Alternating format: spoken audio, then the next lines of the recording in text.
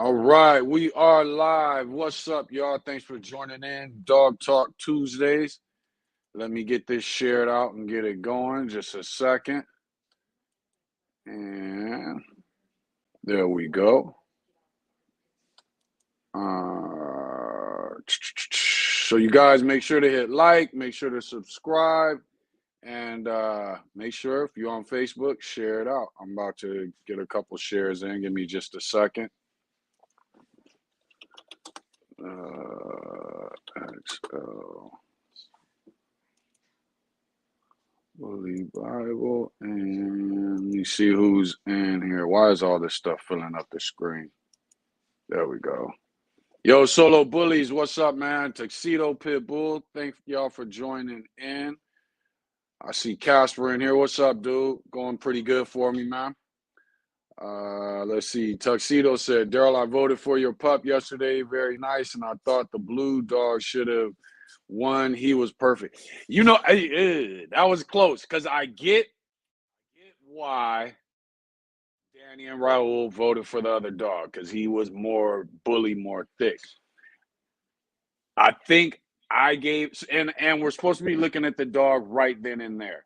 I think the reason I gave it to the blue dog was one, he was just perfection to me, plus the fact of knowing, I think they said he was a year old, so knowing that he's about to fill out for the next year or two, that was he was an impressive. Both dogs were impressive, but he really got my attention.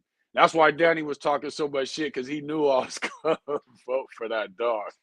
But that was that was fun yesterday. That dog was nice. He was real nice. Let me get this shared out. Hold on real quick. And then we can go ahead and get this going. How do I want to go about doing this? Let's see here. Bam. So give me a couple seconds and then we will get started on the topics. And we will get started on the live. Let me see here. But yeah, no, that dog was a good looking dog. Real good looking. All right, why is it not showing my page? All right. You know, I need to start getting in here early and getting all this stuff set up. Look, I don't need you chiming in.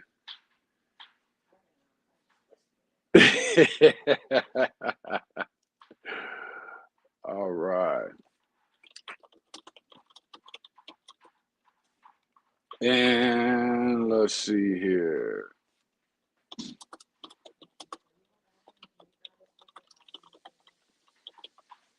All right, so there we go. That's shared. Now let me get to the other page and then we can go ahead and get started. Logged off of there, close that out. And bam.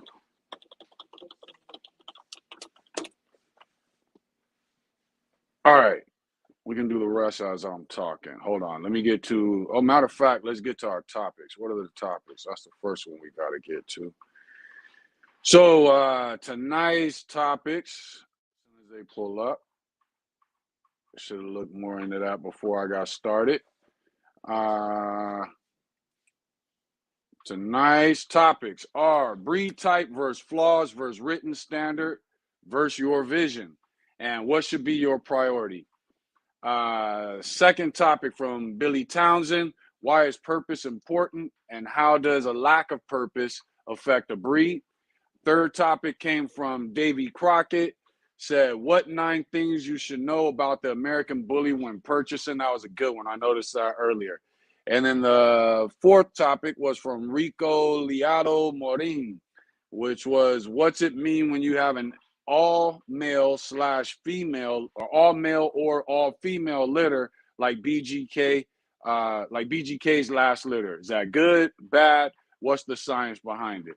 All right, so we're going to get into these topics. Let me see what y'all talking about in the comments, and then we can go ahead and get going. Let me get this shared out real quick. And let's see here. Let me hit a couple groups. XL Bully Bible. And hold on. And we will get going. Whoops, that was an error. TBKC. And let's see, one more, and then we can get going.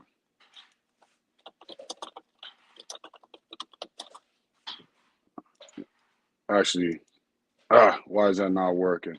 But go ahead, pull up a chair so we can get started. And bully. All right. For some reason, I can't share from my Thrower Bullies page. But all right, it is what it is. So let's go ahead and get going. I am Daryl Thrower of Thrower Bullies. Make sure to follow us at Thrower Bullies on Instagram. Also, Thrower Bullies on YouTube, which I know a lot of you are already on there. Make sure to hit that like button. Make sure to subscribe. If you're on Facebook, make sure to hit that like button. Make sure to subscribe. And turn this work phone off. Bam, there we go. Eric Maxwell said Akitas are beautiful, but asshole. Yeah, you know what? I've had actually a neighbor of ours owned a real pretty Akita. But yeah, that dog was a little sketchy. Let's see here. Tuxedo Pit Bulls voted for Cardi Bull yesterday. Who did I think Bobby won. Yeah, Bobby ended up winning. And but yeah, I agree that in the stack off, I agree with you 100%. I did like the dog that came in second place better. But I get why Danny and Raul voted for the first dog. He was more bully. I don't remember the age of him though. Rhodes, what's up, man? Thanks for joining in. Let's see, we got Maurice Humboldt in the house. What's up, man? Thanks for joining in. Who else we got? Why is it trip? There we go. H Walk 51. What's up, brother? And who else is in here? Top Notch Bullies, all the way from Canada. What's up, Canada? Thanks for joining in, Top Notch. Exactly. He said, let's go. Let's see here. Bully Bread Kennels in the house. We are also actually, you know what? I'm gonna hold back on that. But there's another platform we thinking about getting involved in. So we'll see how that goes. I'm kind of experimenting with it right now. What is that? DQOEB Kennels. What's up, man? Thanks for getting in here. Ryan Barber. Another somebody from Canada. There we go. Raising bars, bullies. That's what I'm talking about. That's what we should all be doing, is raising that bar. Top Notch said, I was with you on the blue dog. See, that's what I'm saying. I liked him. He was a good-looking dog. And you know me, I see the dog first before I see the breed.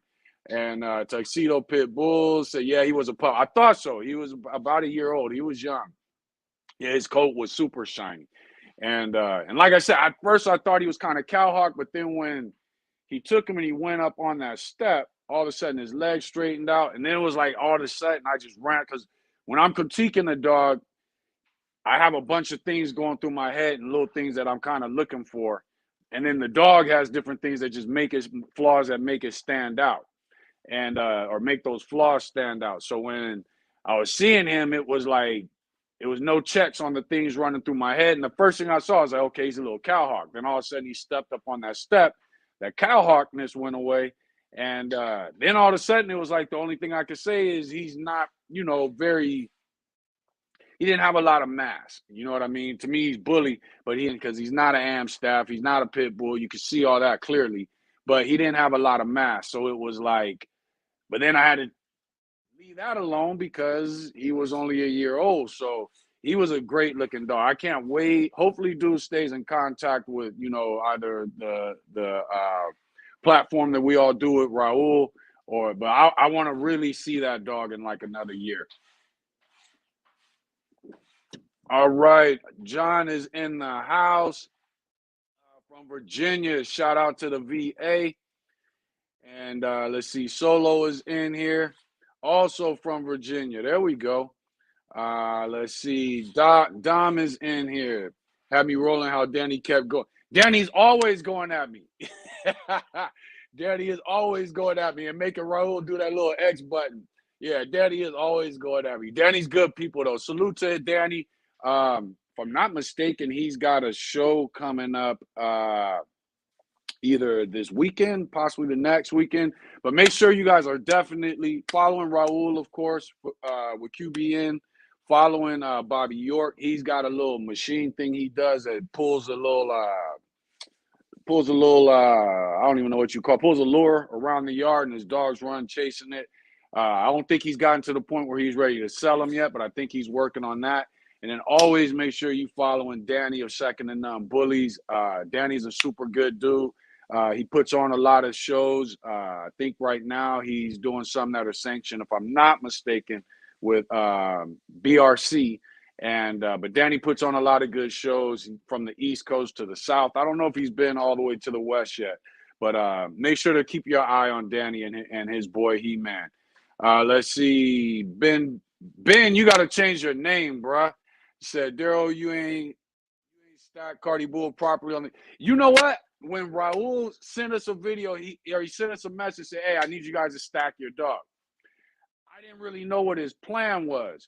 And I'm not a show guy. So, I just got her to stand there and, that was it for me. You know what I'm saying? So I didn't really realize what we were doing until that evening. If I had the chance to do it over, I would definitely do it over. But I thought it was still a good look for it. And I'm not concerned with who wins and, and all that stuff. So it was cool.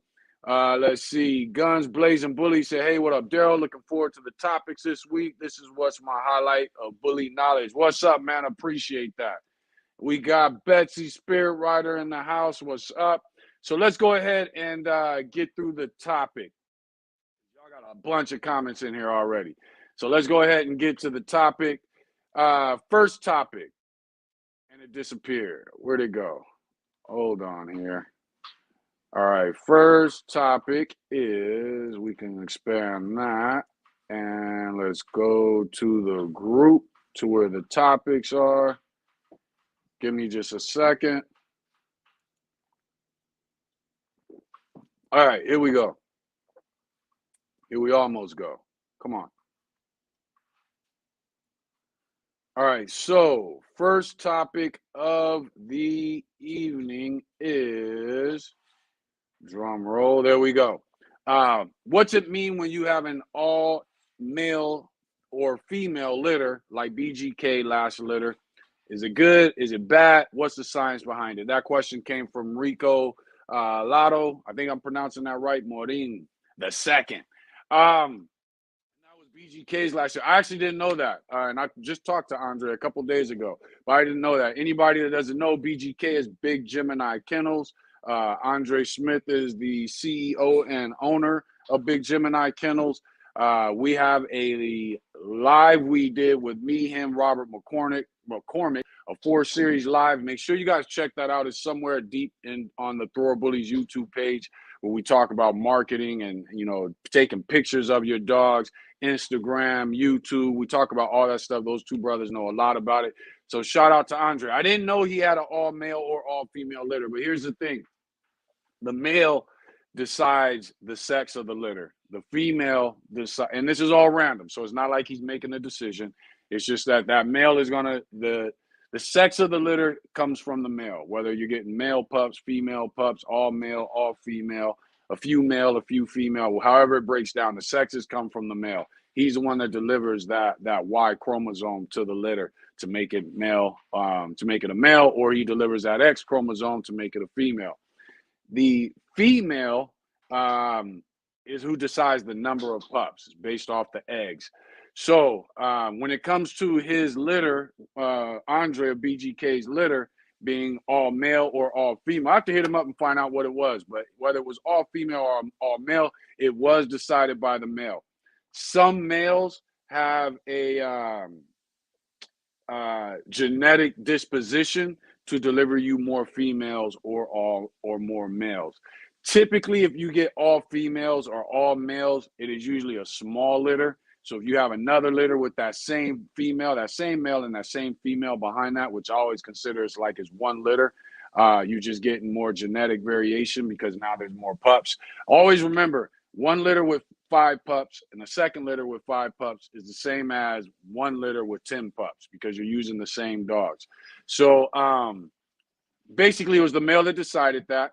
depending on how many males, let's say it was only 3 males in the three, let's say the litter only had 3 pups in it, then it could be that his male that he used had a genetic predisposition towards males, or it could be that it was a small litter and that's what you just randomly got. You just happened shook the dice and you just happened to get all males in that litter. So I would need to know how many pups were in the litter. Now, if you had like 6 pups and they were all males, that kind of lets you know, okay, this stud is more predisposed to having male pups. And and that's pretty much. It's not a good thing. It's not a bad thing. It's just a thing. It's not good or bad. As for your yard, then of course you're gonna want more variety.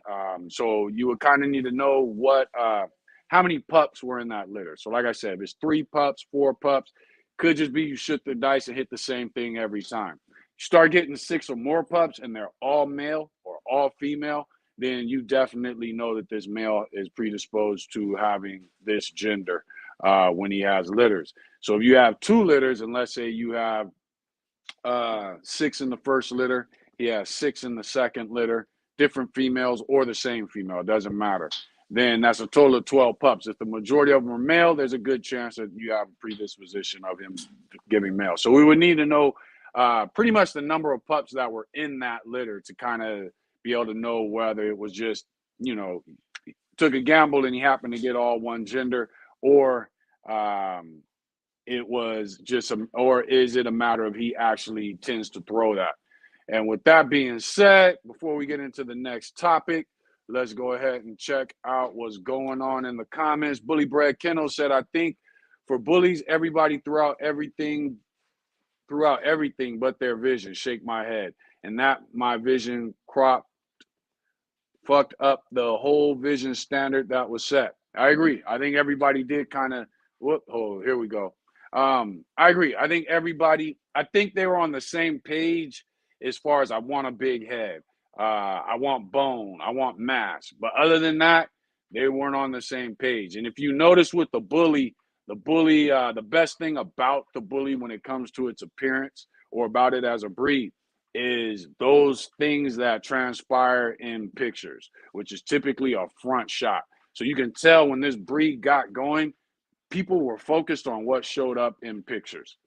And unfortunately, you had high rears, weak pasterns, all these things, allergies, all these things were bred into this breed because all anybody seemed to care about was what was going on.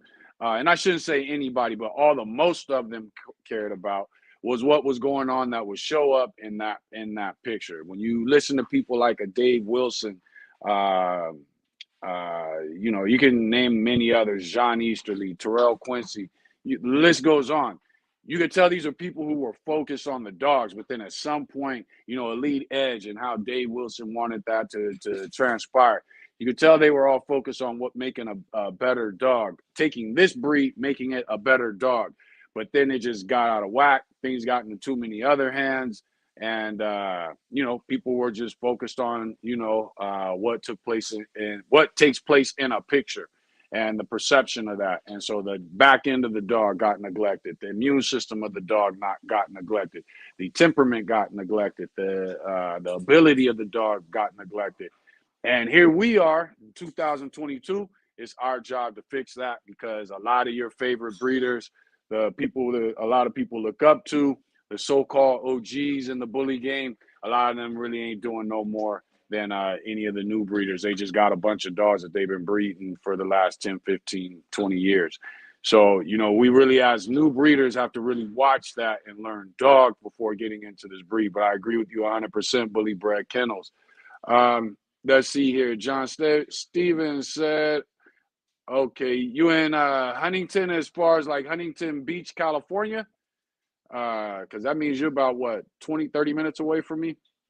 Throughout. Yeah, I knew what you were saying, Bully Brett. Rose Kennel said, I'll share it to Facebook right now. Good looking out, man. Definitely make sure you're subscribing. Hit the like button on YouTube. Hit that like button on Facebook. Betsy said, I put it up on my feed. Cool. Thank you very much. Appreciate that. Best time of the week for real, for a show. Let's see here. 19 people here. Hit that like button. There you go. Tell them, Rhodes. What's up, 862, man? Thanks for joining in. We're about to get to the next topic. Casper, yes, ask a question at any time. Major League Canines is in the house. Let's see. Guns Blazing Bullies said, Tunungan from Portland, Oregon, 503. Tuning in. Damn. Come on. No, he didn't space it out. Y'all got my wife making fun of my reading ability. Yeah, you tuning in. You got to use your spaces so I know, so I don't sound crazy all here. 862 said he in here from Alberta. That's what I'm talking about. Guns Blazing said, Daryl, when are you going to give up the low-key information you've been holding out on what your little project is you got going on is with the registry or something of the sorts? I can't say. When I can say, I will definitely do that. We are having weekly meetings on getting that together, putting that together, how it's going to be, how it's going to be presented. There's a lot of little fine. It's like all the big stuff is there, but the small stuff we got to figure out. And the person that we're dealing with that is investing in all this and that has the most to lose from all this, all their part is taken care of. So now it's just about us other 3 or 4 or 5 getting things in place that they need to be. And I can't say anything because then it kind of gives things away, but it's coming. When it comes, it is going to be major. A lot of people are going to have issues with it. A lot of it's going to be funny, but just stay tuned and we'll see how it goes. But it is going to be a huge splash in the ocean of this bully game. But it's coming. It's coming. Eric Maxwell said, I see they're trying to ban breeding for a few more breeds. I saw that.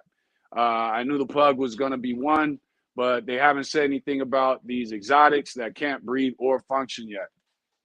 Right now, I think they're aiming at the, the King Charles Spaniel.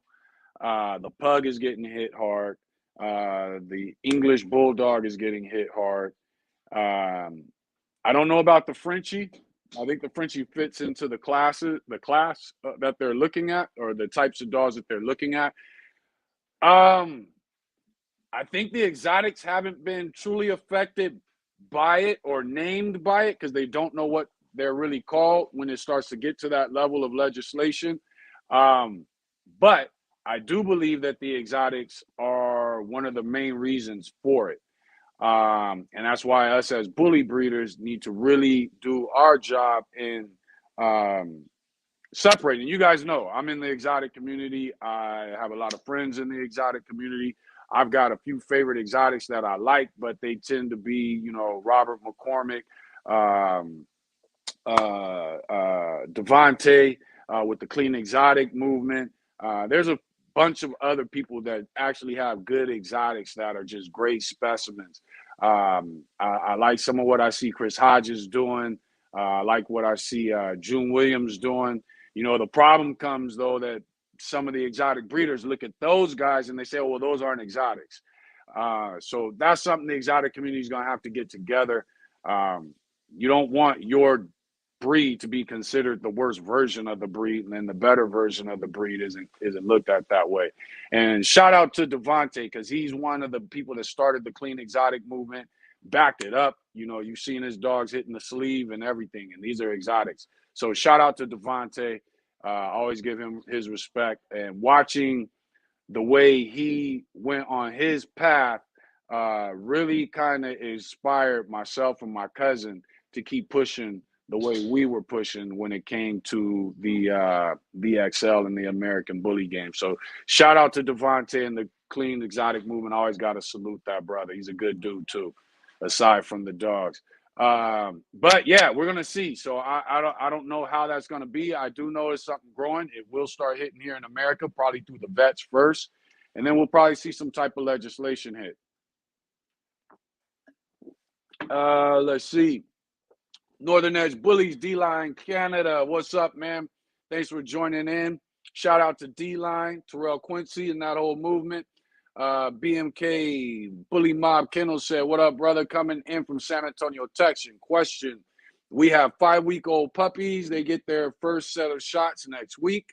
How long after immunization should we wait before taking them out? Wait till they get their second set of shots. And I would still avoid taking them out fully.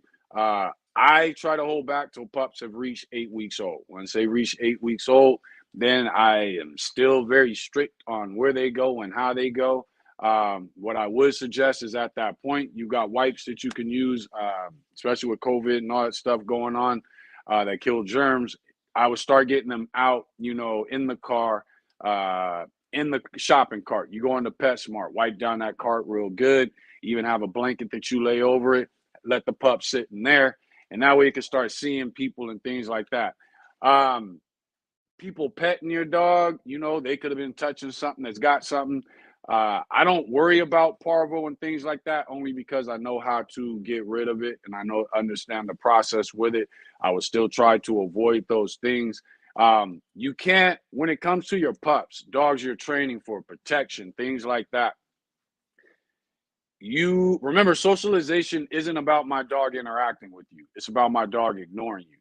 And people get that mistaken. Everybody should be able to pet my dog. No, they shouldn't. And you shouldn't have a problem with telling somebody, yeah, my puppy's cute, but no, I don't want you to pet it.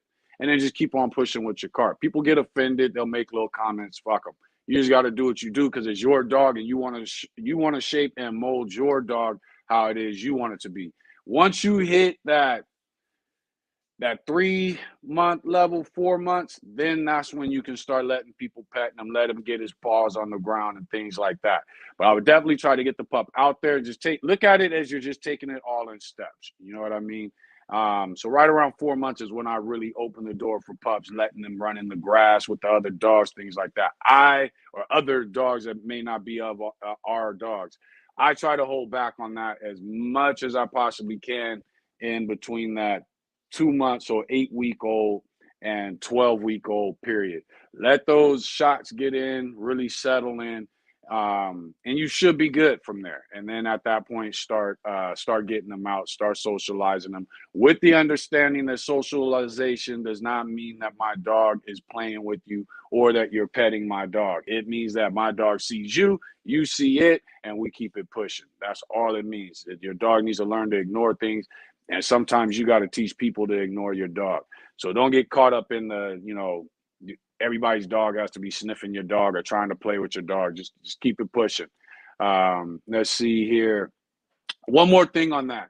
What a lot of people don't realize is at an early age, you start letting that pup socialize with other dogs, other people. Then all of a sudden that pup starts to come into his own. And at the same time, you're letting it socialize with other people, other dogs, and something goes wrong and turns that pup on.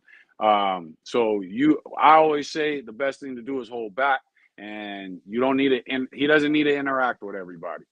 Let's see here. Top Notch said he was still built. I think you're talking about the blue dog. He was dope. Exactly. You guys talking about the blue dog. He was a dope dog last night. He actually caught me off guard. And I'm glad y'all all on here. Somebody needs to tag Danny so we can go off on him because he was talking bad about me last night. Jordan Dennison said, West Virginia, bro. La Fala, we are a separate state for Virginia. Okay, my bad. I didn't see that it said WV. So West Virginia in the house. What's up, man? Thanks for joining in. Zachariah says sounds cool. We got Maryland in the house. Heart and Soul Bullies. Let's see. They sell those online. Not sure. Y'all got your own conversations going on. Jordan again from West Virginia. Top Notch Bullies in the house. Who else is in here? For real, I'm going to try and make that like Lure Machine from Bobby. Been watching his vids. Yeah, it's nice how he hooked that together. And it seems when I look at him like, oh, okay, that's simple. Then when I put deeper thought into it, I'm like, okay, that's a little complicated. How did he figure that out? But I like it. What's up, Mike Oxlong? What's up, man? Thanks for joining in. You changed your name from what? What was your name before? Kobe West said Bobby definitely deserved that win. He had been working. You could definitely see he was working on stacking his dog. And like I said, I didn't know we was gonna be involved in a competition like that. So I definitely should have done more getting Cardi Bull ready for that. But it's all fun and games. So I have a good time with those brothers. Um, Donna Whitaker, what's up? Nothing wrong with being late as long as you get here. 1:15 in the morning in the UK. Shout out to you for joining in at 1 a.m. Solo said it's called Swift Paws Dogline Chaser. Is that what he's calling it? Is that what Bobby's calling it? I didn't know he gave it a name yet. Now he just needs to come up with some coloring and some stuff like that. Bully Bread said my female was the only female in her litter of 8. Wow. Then they did repeat breeding, and they had one female again of 5. See, so there you go. So that lets you know that male, not the mom, not the dam, but the stud is just predisposed to throwing males. And some are the opposite, where they're predisposed to throwing females. Ben said, I thought you and Robert was going to do the lives together. We are. Every Thursday, me, Rob, and Ron will be going live. And then we haven't figured it out, but one of the last days of the month, every month, we'll be going live and just having everybody join. Anybody that wants to join on that can join on that. So yeah, but me, Rob, and Ron will be going live every Thursday. I don't think we came up with a time. Whatever time we went live last Thursday, that's what we'll be doing. But yeah, we'll be going live every Thursday. What's up? Great beer in here from Nigeria. What's up, man? Thanks for joining in. A62 say, hey, Daryl, I got 1-year-old pocket. She got some spark and drive for a pocket. Laugh out loud. Tried the flirt pole for the first time today, and she has 0 interest. Any tips to get her into it? Yes. Find whatever toy she likes, typically something soft, that you can get that she likes playing tug of war with, whether it's a rope, small rope toy, whatever it is. Start playing that game with her. Get your flirt pole set, attach it to the flirt pole, play that same game with your hand on it, and then just start moving your way gradually up the string of that flirt pole until you're actually on the flirt pole. Once you get her playing with that way, then you get her off of it. She's still playing tug of war while you're holding the flirt pole. It'll be a little intimidating with her because she'll see it bending and things like that. Get her to let it go, get her to rebite it, get her to let it go, get her to rebite it, and start that before you introduce the flirt pole. So get that to then take whatever that tug toy is, whatever it is, and then have it sitting somewhere. Slowly get it moving to get her focused on it. Get it moving funny, get her to chase it. You just want to keep it in front of her, especially if she's a year old. So just get it moving in front of her, and then gradually, step by step, you'll be able to get her running in circles and chasing after it. But right now, just get her interest. Like I said, get her 100% into it, playing tug of war. Start moving your way up the line with the flirt pole, and gradually, but slowly, but surely. And I would say just do one step a day, and then keep moving up. And in each step, make sure you're also focused on getting her to let it go, and then going for it, getting her to let it go. Sometimes what happens when we get a dog to let something go, they think they're in trouble. So you got to let them understand that me getting you to let it go is part of the game. Then eventually it clicks to them and they'll start letting go on command. Floyd actually got to the point wherever he catch what was on the flirt pole, he would catch it, give it one quick tug, and he let it go so he could continue chasing it again. And that's how you want to slowly but surely mold the dog and get him ready for it. If any of you are new in the bully game, or even if you're not new, you definitely should tune in to the series that Daryl did with BGK and Robert McCormick. Yes, definitely. I think it was a 4 or 5 part series we did. It is on Thrower Bullies YouTube. Probably towards the beginning when I started YouTube. So you'll find it towards the beginning. But it is show. It's the marketing series. And it will give you, Andre and Rob go into details on there that I still have to go back and rewatch, but they gave a lot of good information on that. So make sure to check that out. Make sure to subscribe to it. We will probably redo something similar to that when it comes to marketing soon. But they both blew my mind, and it was cool because it was something that I didn't know anything about. So I just got to ask them questions, present you guys as questions. And those brothers went into detail of the type of focus you should use, the type of camera you should be using, different little sayings they both knew. It was pretty good. But we went over pictures, types of cameras you should use, video. We went over YouTube, growing your YouTube page, growing your Facebook page, growing your Instagram page. And I want to say there was one more thing, but it was a 4 or 5 part series. So definitely check that out. Let's see, all male, maybe one female, if I'm not mistaken. Okay, so yeah, but that's just a dog that's predisposed to having males. That male is. Dom said on Terrell Hall of Fame live, he mentioned that he's game to do a live with you. Also heard him saying a live with QB&K. Cool, anytime. I have a lot of respect for Terrell and his knowledge, and beyond also his knowledge, but his push into the American bully being not just a bully, but being a dog. So I try to catch his lives when I can. But I like what Terrell's doing. I like what he's pushing, and for those of you, you look into him, you'll see.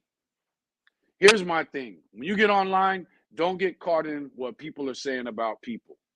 Always focus on what people are saying about dogs. When somebody says this about a person, if it ain't got nothing to do with business, then it is what I don't care. If it has to do with business, then I want that person that I'm interested in doing business with to give me some references, because then that puts him on the line plus the references on the line. But don't pay attention to what people say about people. Pay attention to what people say about dogs and go from there. Also, if you guys are on Facebook commenting, it looks like today it is not showing the Facebook comments. When I went to my page, I saw there were some comments, but they're not showing on StreamYard. So subscribe on the YouTube channel, and then that way I can see your comments. Because normally it'll show the Facebook comment, but not show who. Today, for whatever reasons, it's not even showing the comments. Let's see. That marketing series is a hidden gem people are missing out on. Exactly. I agree. There's Robert himself. The marketing series was dope. Yeah, Rob, you and Andre did a dope job on that. Like I said, it's dope to be in the dog community, and there be things that I know nothing about, and just to get to listen to people talk about it. And Rob and Andre are two of those people that they both get on me about not marketing. Yes, my cousin and I are terrible when it comes to marketing. We just don't think about it. We definitely need to start thinking about it. But yeah, those two brothers, Andre, Robert McCormick, there he is now. That was a great series. So again, for those of you who are interested in that marketing series, go on the Thrower Bullies YouTube page, go somewhere towards the beginning of it, scroll down through all those videos somewhere towards the beginning, and you'll see it says marketing series part 1, part 2, part 3, whatever it is. And you'll find that series, and where Rob and Andre break a lot of things down when it comes to marketing, promoting, and presenting your dogs to the community. I got a bunch of pop-ups coming up on my phone. All right. Let's see. Zachariah said, damn, Daryl, we got to get you some more subscribers, bro. All in good time. You know what? Followers and subscribers, I think Instagram, we're at like 800 or 1,000. I think YouTube is like at 500 or 800. I don't pay attention to it. I don't worry about it. There are things, once we move, there are things that I plan on doing with setting up the facilities and really having the facilities set to show different drives in a dog, conditioning in a dog. It will have the flirt pole swing pole will be set up. We'll get into that when I get closer to getting it done, because I don't want some of y'all that already have the room and space to do it trying to beat me to it. But it will be a conditioning area set up for dogs. And once I get there, I think just me doing my thing there will cause things to grow. Other than that, I just don't think about it. Northern Ed said to Robert McCormick, how come Terrell mad at you?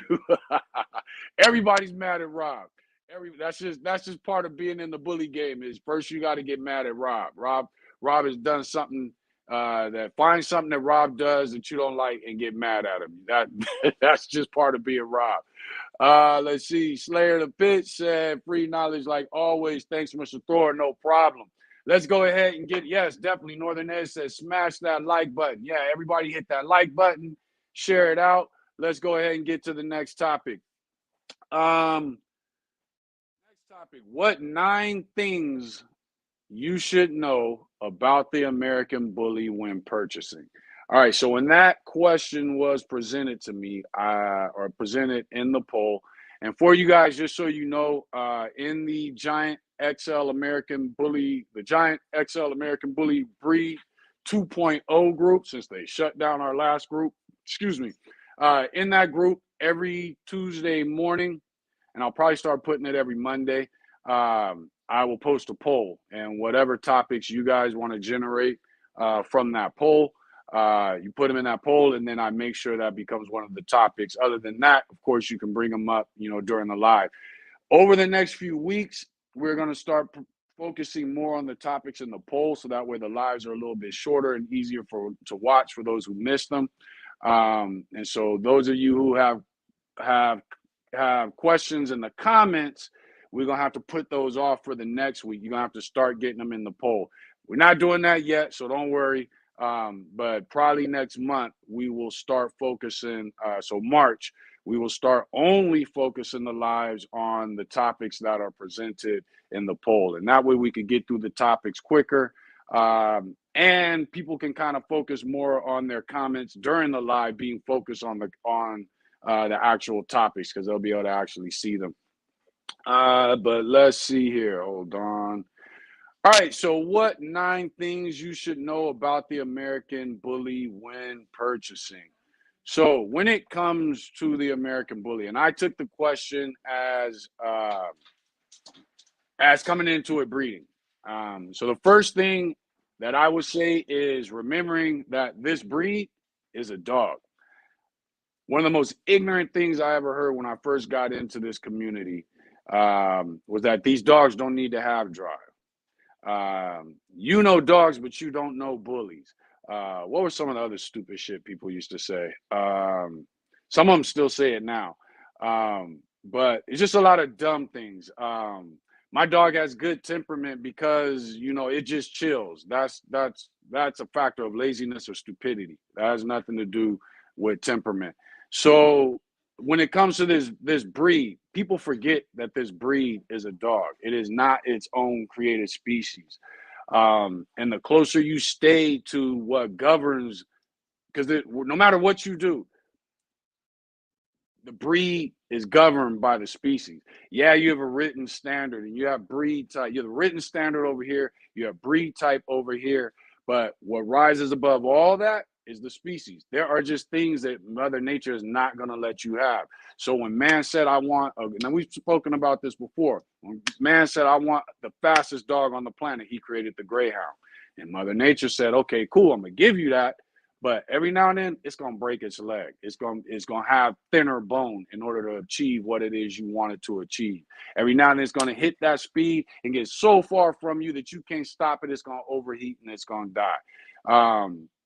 When man said, I want to create a dog that is fat and has big baby eyes, and he created the pug and the English bulldog, Mother Nature said, okay, I'm going to give you that. But guess what? So that it can't barely breathe. You're not going to be able to do anything with it. And it's just going to be one of the most unhealthy versions of the species. So for everything that we do that we want, Mother Nature will give it to us, or the species will give it to us, but it's going to take something away. And that's what we have to remember. So when you want short legs on a big, wide dog, the species says, okay, you can breed for that and we'll give it to you. But guess what? We also going to make sure that it's going to have joint problems. We also going to make sure that it don't live beyond 6, 7, 8 years old. I got Floyd here who's pushing 15. That doesn't just come with health testing. Floyd's never been health tested. He's performance tested. The reason he is at the age he's at is because of the traits he carries. Now, are there dogs with great traits that still die early? Yeah, because of diseases or things like that. But for the most part, as a breed, they don't. When we decided we wanted the Great Dane to be this big, huge, tall dog, guess what? That's outside of the balance of the species. They die earlier. You can health test the English Bulldog all you want. It's not living as long as Floyd, and it's not going to be able to do what Floyd does. And that is just what we have to take into consideration. When I sell somebody a dog, especially if they've got a family. I want, like, our kids grew up at a young age with dogs that lived to an old age. They were into teenagers, 20s, things like that. That's something the kids should be able to do. I shouldn't be 6 years old, get a dog, and it dies by the time I hit 12.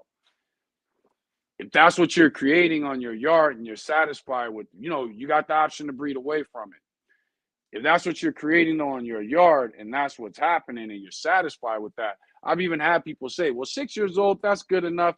They're idiots. 8 years old, that's good. No, I want my dog to live for forever. And that's what I'm going to breed for. I know it's impossible, but that's what my intent is. How can I stick within this breed type and breed a dog that lives forever?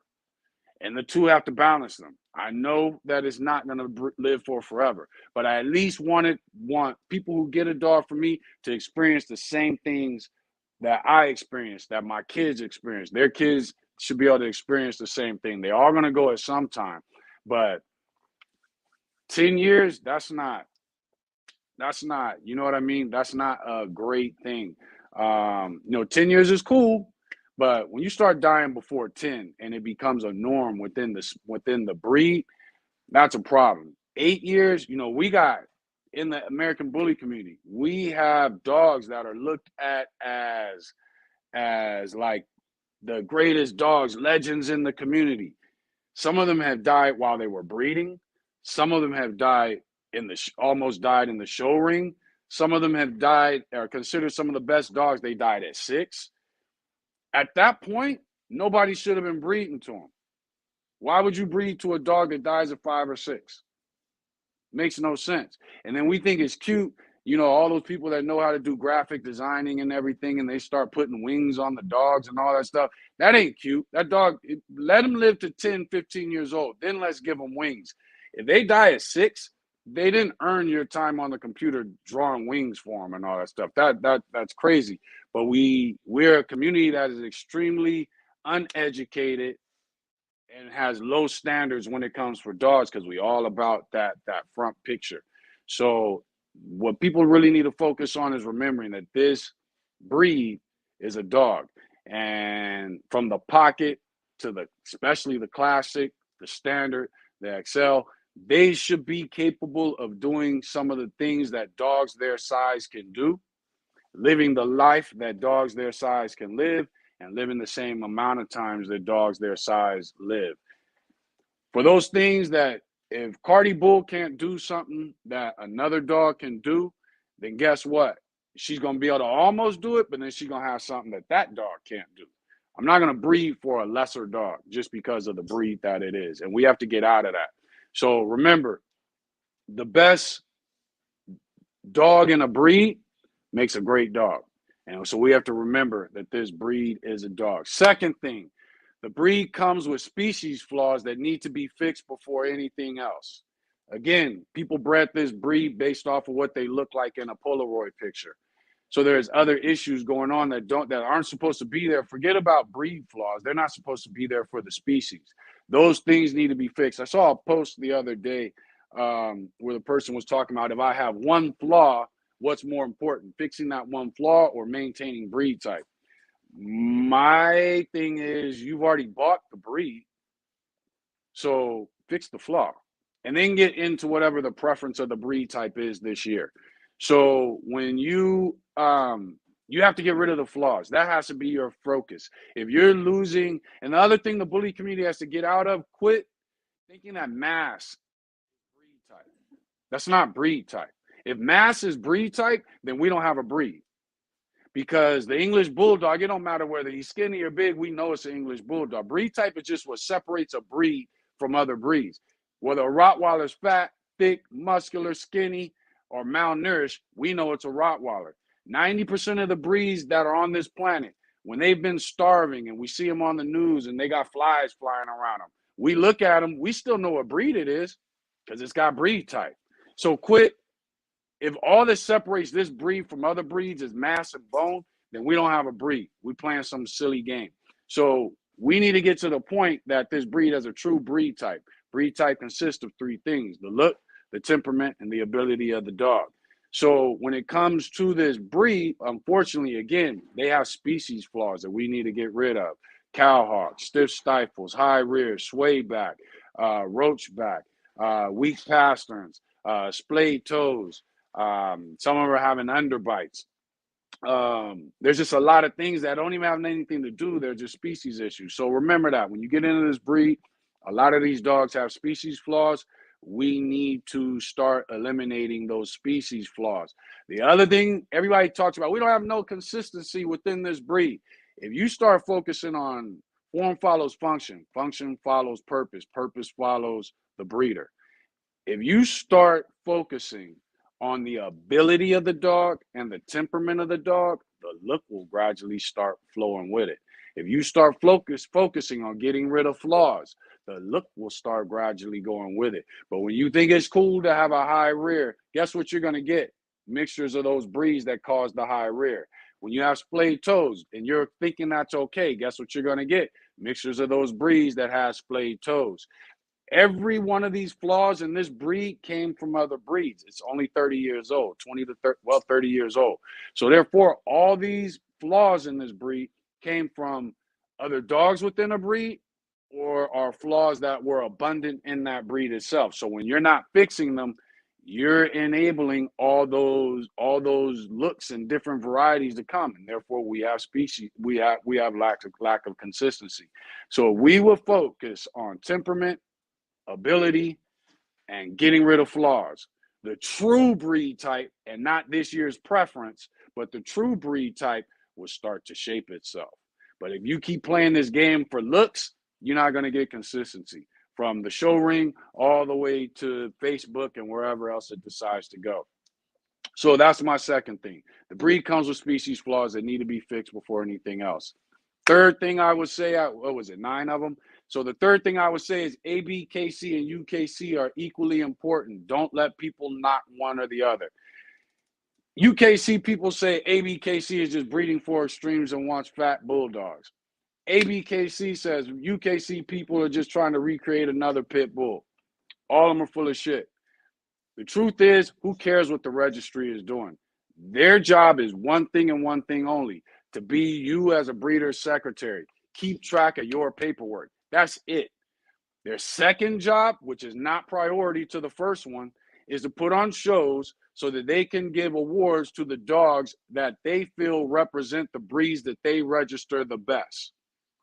Those are the only two jobs of the registries. Now, as you guys have heard me say before, when it comes to the ABKC, Dave Wilson is in a tricky position because he has to, 1, lead the community, plus 2, run a registry. I am 100% positive that Dave would prefer to be able to sit back, chill, and watch its registry just be a registry. But instead, ABKC has to operate like a breed club at the same time.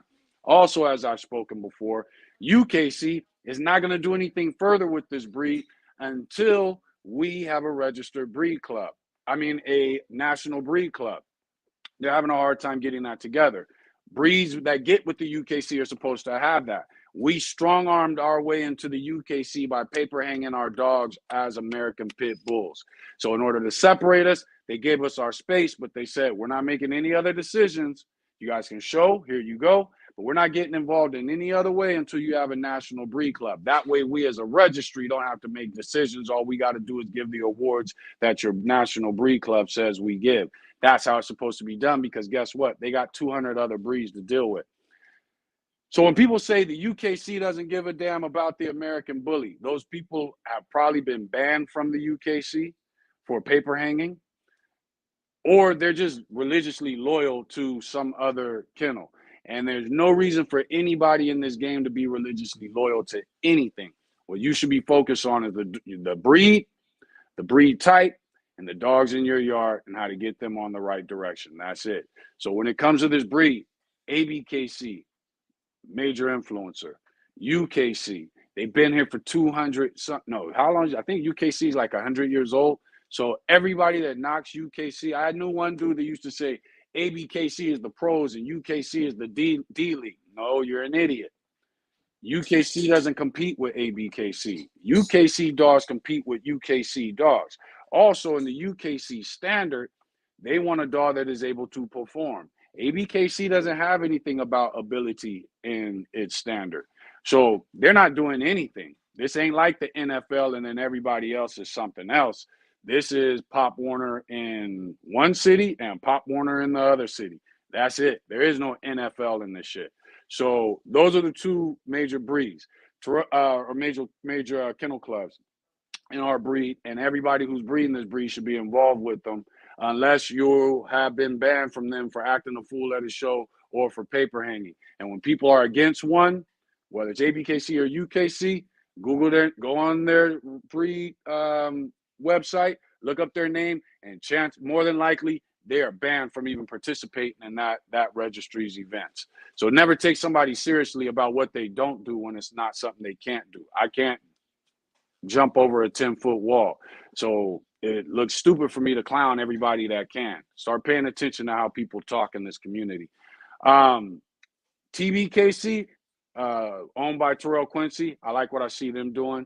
BRC, ran by Kevin Green. I like what I see them doing. I don't want to get it wrong, but I think it's Oscar Gomez has the ABA. I think they plan on doing some big things and just having really gotten it going. I think COVID has really affected a lot of what's going on, especially for the registries that are getting going. But look into all the registries. Be open to all the registries. Register with as many registries as possible. When it comes to the show ring, you want to focus your style of American Bully, your style of German Shepherd, your style of Rottweiler on that. UKC Pitbull people don't go to shows for ADBA. That's not their shit. ADBA wants the true Pitbull.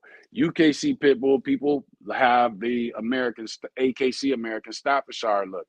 That's how registries work. That's how breeding works. No man, no registry is above another, other than their presence in the community or how long that registry has been in existence. So keep your mind open to all registries. Go to all registries events, celebrate those registries, and participate. And then also, but then again, gauge your dogs and how you show based off of what that registry is looking for in its winners and in its written breed standard. Because that written breed standard ain't for the breed. That written breed standard is for the breeds at that registry, not the whole breed. And all written breed standards, regardless of where they disagree or how they differ, will still give you the same breed type. No registry is going to give you a Chihuahua and call it an American Bully and say this is our breed standard. Next, number 4, I would say the breed is governed by, people need to be aware, this breed is governed by a pyramid scheme that is dominated and ran through social media. Don't get caught under someone's wing without knowing their past actions. Me personally, I don't get caught under, and I raise my kids the same way. You can learn from people, but never be up under somebody's wing. That's how, when they started saying, oh, well, I've got, I don't know, a dog named Butch gets popular. And then all of a sudden they say Butch line and everybody's promoting Butch line. Well, you just got caught in a pyramid scheme. There's no such thing as a stud line. There's only such thing as bloodlines, and bloodlines take a process. It's a process to create that. So don't get, when you come into this community, one of the issues people have with us is, one, we weren't talking the same shit everybody was talking. 2, they realized we were selling pups without the need of online community. And 3, people I was cool with that anticipated us getting dogs from them, we didn't get dogs from them. And then all of a sudden they had an issue with us. We had people offer us dogs for free. We didn't want it. We didn't care if it came from a grand champion. Didn't fit what we were trying to do with our dogs. So at that time, so don't get caught up in anybody's wing. Don't get caught up in anybody's program, unless they have a true bloodline. Jason Triline Lau, that's a true bloodline. There's a few others, or Lou, I forget. I don't know how he pronounces his last name, but don't get caught up in one. I want this line of dog. You know what I mean? Even when you look at like an Andre with BGK, he has a kennel name. You're not getting stuck in a bloodline by getting dogs from Andre, because his dogs are from still different dogs in his yard. Those dogs are from different other dogs. You know what I mean? But pay attention to that. If you do get a dog from this kennel, try to go to another kennel. You know what I'm saying? To make those corrections you need in that dog from this kennel, or to enhance or advance that dog in whatever area you need to from another kennel. When you want to be into breeding for that purpose of creating your own bloodline, the only way for you to do that is to bring in things from different directions so that you can get it going. So don't be a part of the whole bully pyramid scheme. A lot of times you'll hear people say this breed is oversaturated. This breed can't be oversaturated because most places you go, people don't even know what an American bully is. What the problem is their little pyramid scheme is starting to come to an end, and it's slowly cracking. And people are getting those older breeders who have been breeding these dogs for 5, 10, 15 years, especially that 10, 15 years. They're starting to run out of new people to sell to. On top of that, when I first got into this breed 5 years ago, a lot of people were looking for who to follow. Now what I'm seeing is people want more information. People are want more education. So when I get in here and I do my lives and I say the things that I say, a lot of the older breeders, and they're watching right now, they just won't tap in because they don't want you to see that they're on the live. But they're watching right now. They can't stand a lot of the stuff I say. But there's nothing they can do about it, so I'm going to keep saying it because it's the truth. So when you guys get into this, do your thing. Don't fall for that bully rhetoric. Eyeball the UKC Grand Champions, the ABKC Grand Champions, the champions. Not so much the champion because some of them are whack, but eyeball those two and look at what they look like. BRC. Take all these registries. Look at all these registries, and the dogs have been awarded that Grand Champion title. Get that overall breed type, and then decide your direction. Make up your vision from there. Don't get caught up into this, like I said, the whole pyramid scheme of all this. Fifth thing I would say, the most, kind of back into it, most of the so-called OGs in this game do not know dogs. They just you name a dog and they know its grandparents, its aunties, its uncles, the kennel it came from, and all that stuff. That don't have nothing to do with dogs. People have been breeding this breed 10, 15 years, and they still got high rears on their yard. They're still outsourcing or outcrossing the other kennels to correct these issues. They might be a so-called OG in the game, but that don't mean you should listen to them. The OG term came from the hood. We had dudes that were older than us. We were like 13, 14. And they would call themselves our OGs. Nah, you're not my OG. You're a basehead. You're not my OG. You know what I'm saying? OGs are people who are truly teaching and trying to get you on the right path. Now, some OGs are going to steer you on the wrong path.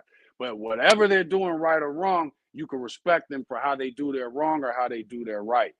In this bully community, we throw out that name OG just because of a time period or an age. That don't classify no OG. Like I said, some OGs is baseheads. Some of them is ex-crackheads.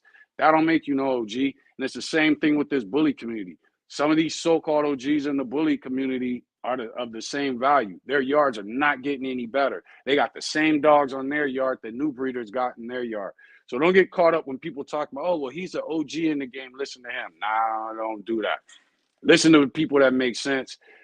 Some of y'all like to go to these so-called OGs and you like to tell them, Daryl said this, and then I get them in my inbox or whatever. I'm not paying attention to nothing in my inbox. I do lives for a reason, to educate the community, not just the bully community, the band dog community, the pit bull community, the American bulldog community. There's a lot of different people on here, especially through the YouTube page. The other reasons I do these lives is so for you so-called OGs can take anything that I say, and you're welcome to join the live, and we can handle it that way. But you're going to have to make sense. You're going to have to make sure that 2 plus 2 is 2. I mean, it's 4, not 22, because a lot of y'all get all mixed up. So your rhetoric and all that stuff, if something you said has been said by 10 other people, 9 times out of 10, I'm going to prove you wrong. So if anybody has an issue with anything I say, I will go live with anybody at any time. You guys all have always known that. And they can state their opinion and we can go from there. But don't get caught up into that. There are enough people in this game that have been breeding dogs 10, 15 years and are breeding this breed for 10, 15 years and truly know the breed. But a lot of them don't go live. You know what I mean? So if you say something, you make a post and some guy says, hey, I've been breeding this dog, this breed 10, 15 years and blah, blah, blah. Look up to make sure what they're saying is right and not just some type of bully rhetoric. You want to make sure of that. Number 6, if the breed is not consistent, then neither is its temperament. When people talk about the temperament of the American bully, it's all over the place. You got the extremes, like an Erica Ross, who has great tempered dogs, but they're extremely prey driven. Why? She hunts hogs with them. On the other end, you got other people. You also got like a Brittany Burns who does protection with her dogs. And it's funny when I talk about working dogs, it's always females doing it. This is the only breed that exists in, where it's just females. All the males are trying to breed lazy dogs and watch Netflix. I don't understand that.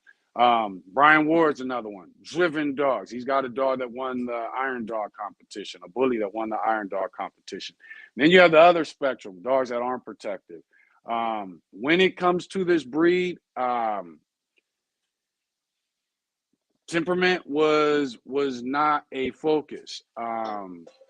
The breed is not, if the breed look is not consistent, the breed flaws are not consistent, the people who are breeding them aren't consistent, then neither is the temperament. So when somebody says, oh, my dog has a typical bully temperament, they love kids, blah, blah, blah, that's cool. They might like your kids. I had a Jack Russell. She liked my kids. She couldn't stand other people's kids.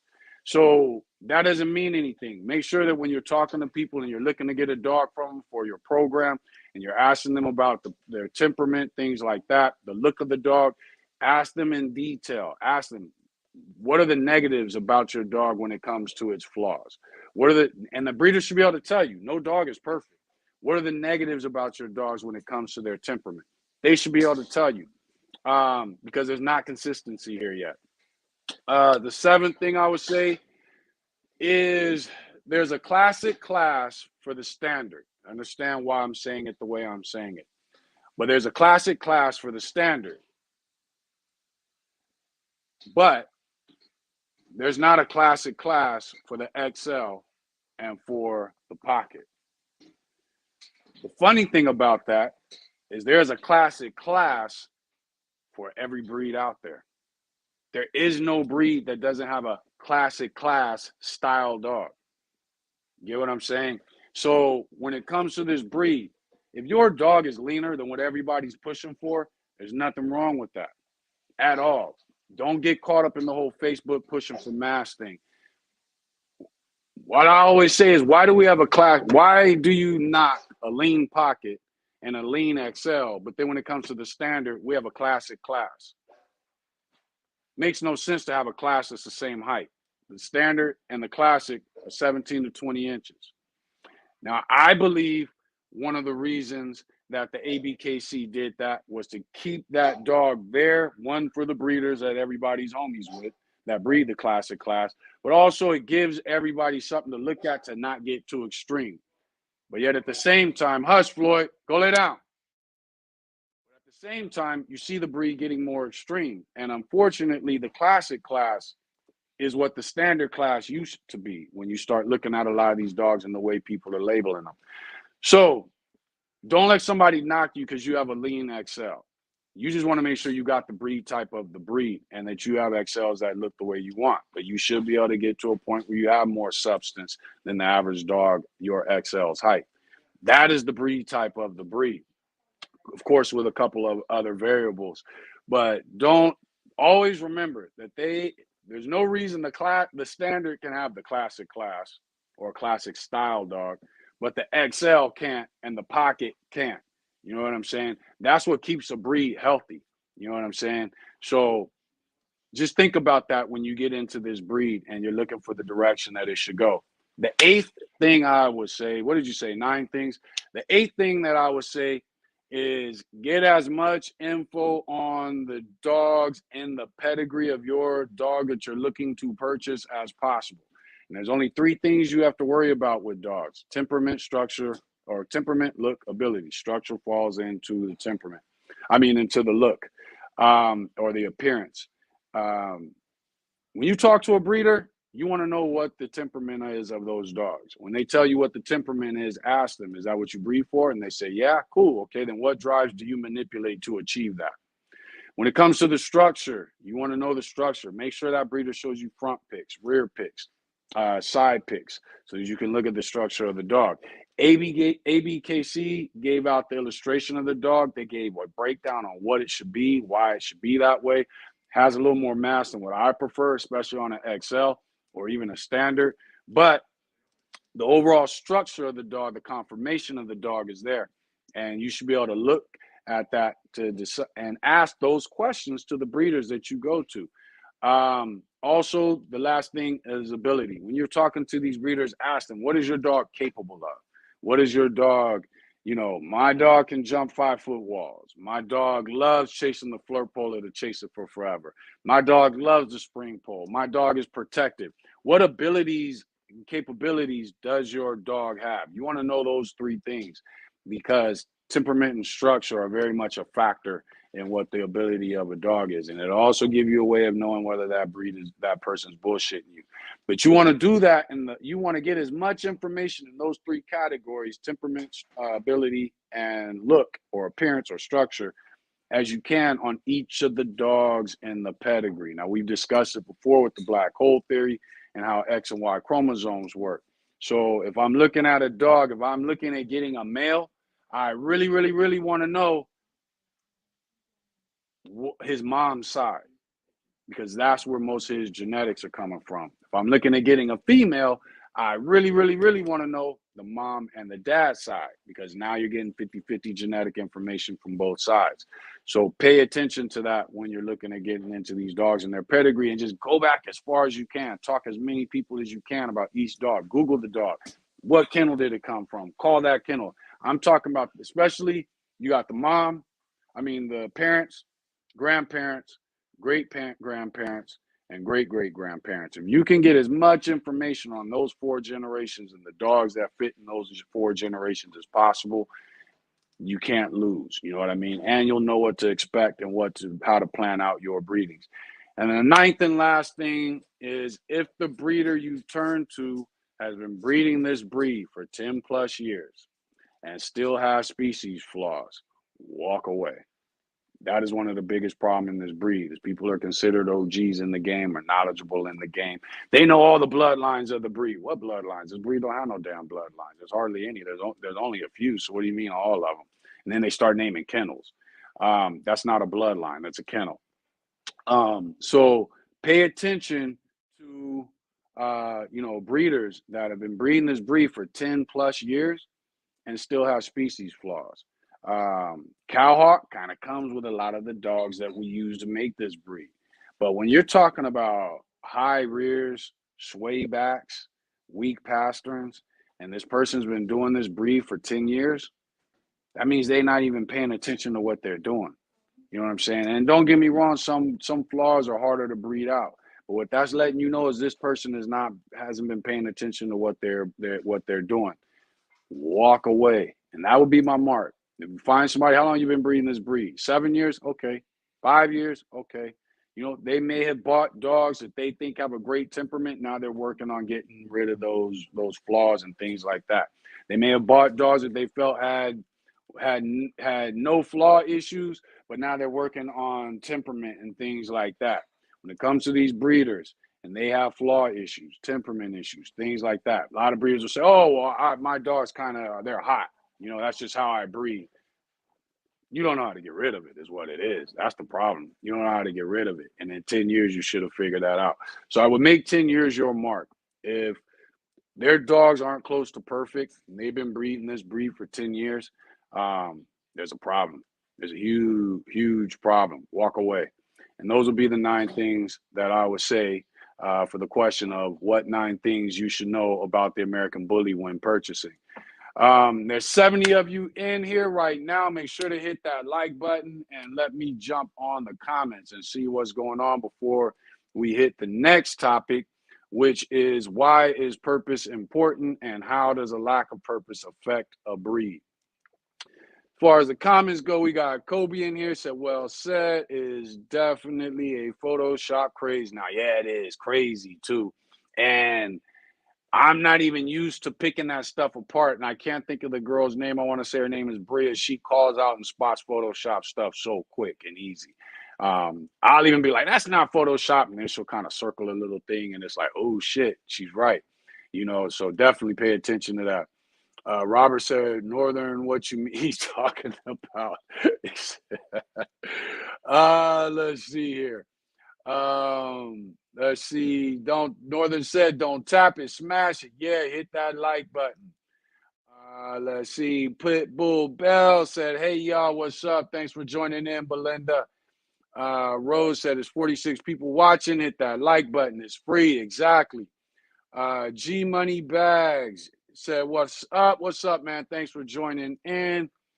Let's see who else we got in here. Y'all drop it down in like video. Exactly. John Stephan said, I throw Bullies. No, I was responding to Solo. I'm in Huntington. Oh, Huntington, West Virginia. Okay, cool. Let's see. Northern Edge Bully said, got a dope ass North Star son coming up in 2 weeks old tomorrow. Hey, that senior litter, it looks like it's coming along nice. It looks like you're getting what you wanted out of that. Let's see here. Taki Williams says, shout out Dog Talk Tuesdays. Exactly. Thanks for joining in, brother. Put some respect on them pockets. I like the pockets. Don't get me wrong. I like the pockets. Mr. J, what's up, brother? Thanks for joining in here. Where can I find the video? Oh, man. This is about to turn into the Robert McCormick show real quick, as normal. Let me see here. Do we have any questions? Doesn't look like it. Bully Brett Kendall said, before banning anything, they should be banning the exotics, micro nanos, whatever, any size dogs. These exotic tours is this Brian are doing. Hey, you know what? Problem the exotic community ever did was promoting the dogs that were extremely badly bred, and we could all see on their face that they didn't realize anything was wrong with it. I do see a lot of exotics that I do like now, so I think the breed just has to get going further in that direction. I myself, we do C-sections, we do AIs. If the dogs are, a distance from each other, excuse me. But I do believe that we do need to get our breeds, all breeds, to a point where they can breed naturally and they can give natural birth. That way, we're not. It's like the old saying goes: if you don't use it, you lose it. Well, that's the same thing. We're not using the full reproductive organ and process, and that means there are things in there that go faulty because we're no longer breeding for it. If a female can breed dogs naturally, we're good. If a female can't breed dogs naturally, she's supposed to not be bred. But we'll never find that out because we're doing C-sections and everything. One of the biggest focuses, now that we have kind of got our temperament down with Thrower Bullies, and we know the traits and drives and thresholds and how to reduplicate things that we've done before, we're now focusing, on the look, the appearance of the dog, the structure. But we want to get things to a point where we can comfortably say, some of our dogs come from nothing but a line of C-sections. Some of our dogs that we purchased came from dogs that gave birth naturally. So we don't want to take the chance. Plus, King is just a huge ass dog. He's not just tall. He's a massive head, massive body. Shoulders are wide, neck is thick. He's a huge dog. So once we get things to the point where we're starting to see uniformity within the females and then the males and then the males and females, that's when we will start pushing for that natural birth. We'll have that vet ready to go just in case. But that is one of the main parts of our goal. Let's see. DQOEB said, what states? I think you might be talking about the bans that they're doing. More of it has been in the UK. The UK is really getting strict. I want to say in Ohio and another state. I don't remember what it was, possibly Tennessee. I might be wrong. But vets are becoming more strict about your dogs with the smashed muzzles, the C sections, things like that. We just did a studying to a guy. I'm not going to say his name. I'll let him come out with that when he's ready.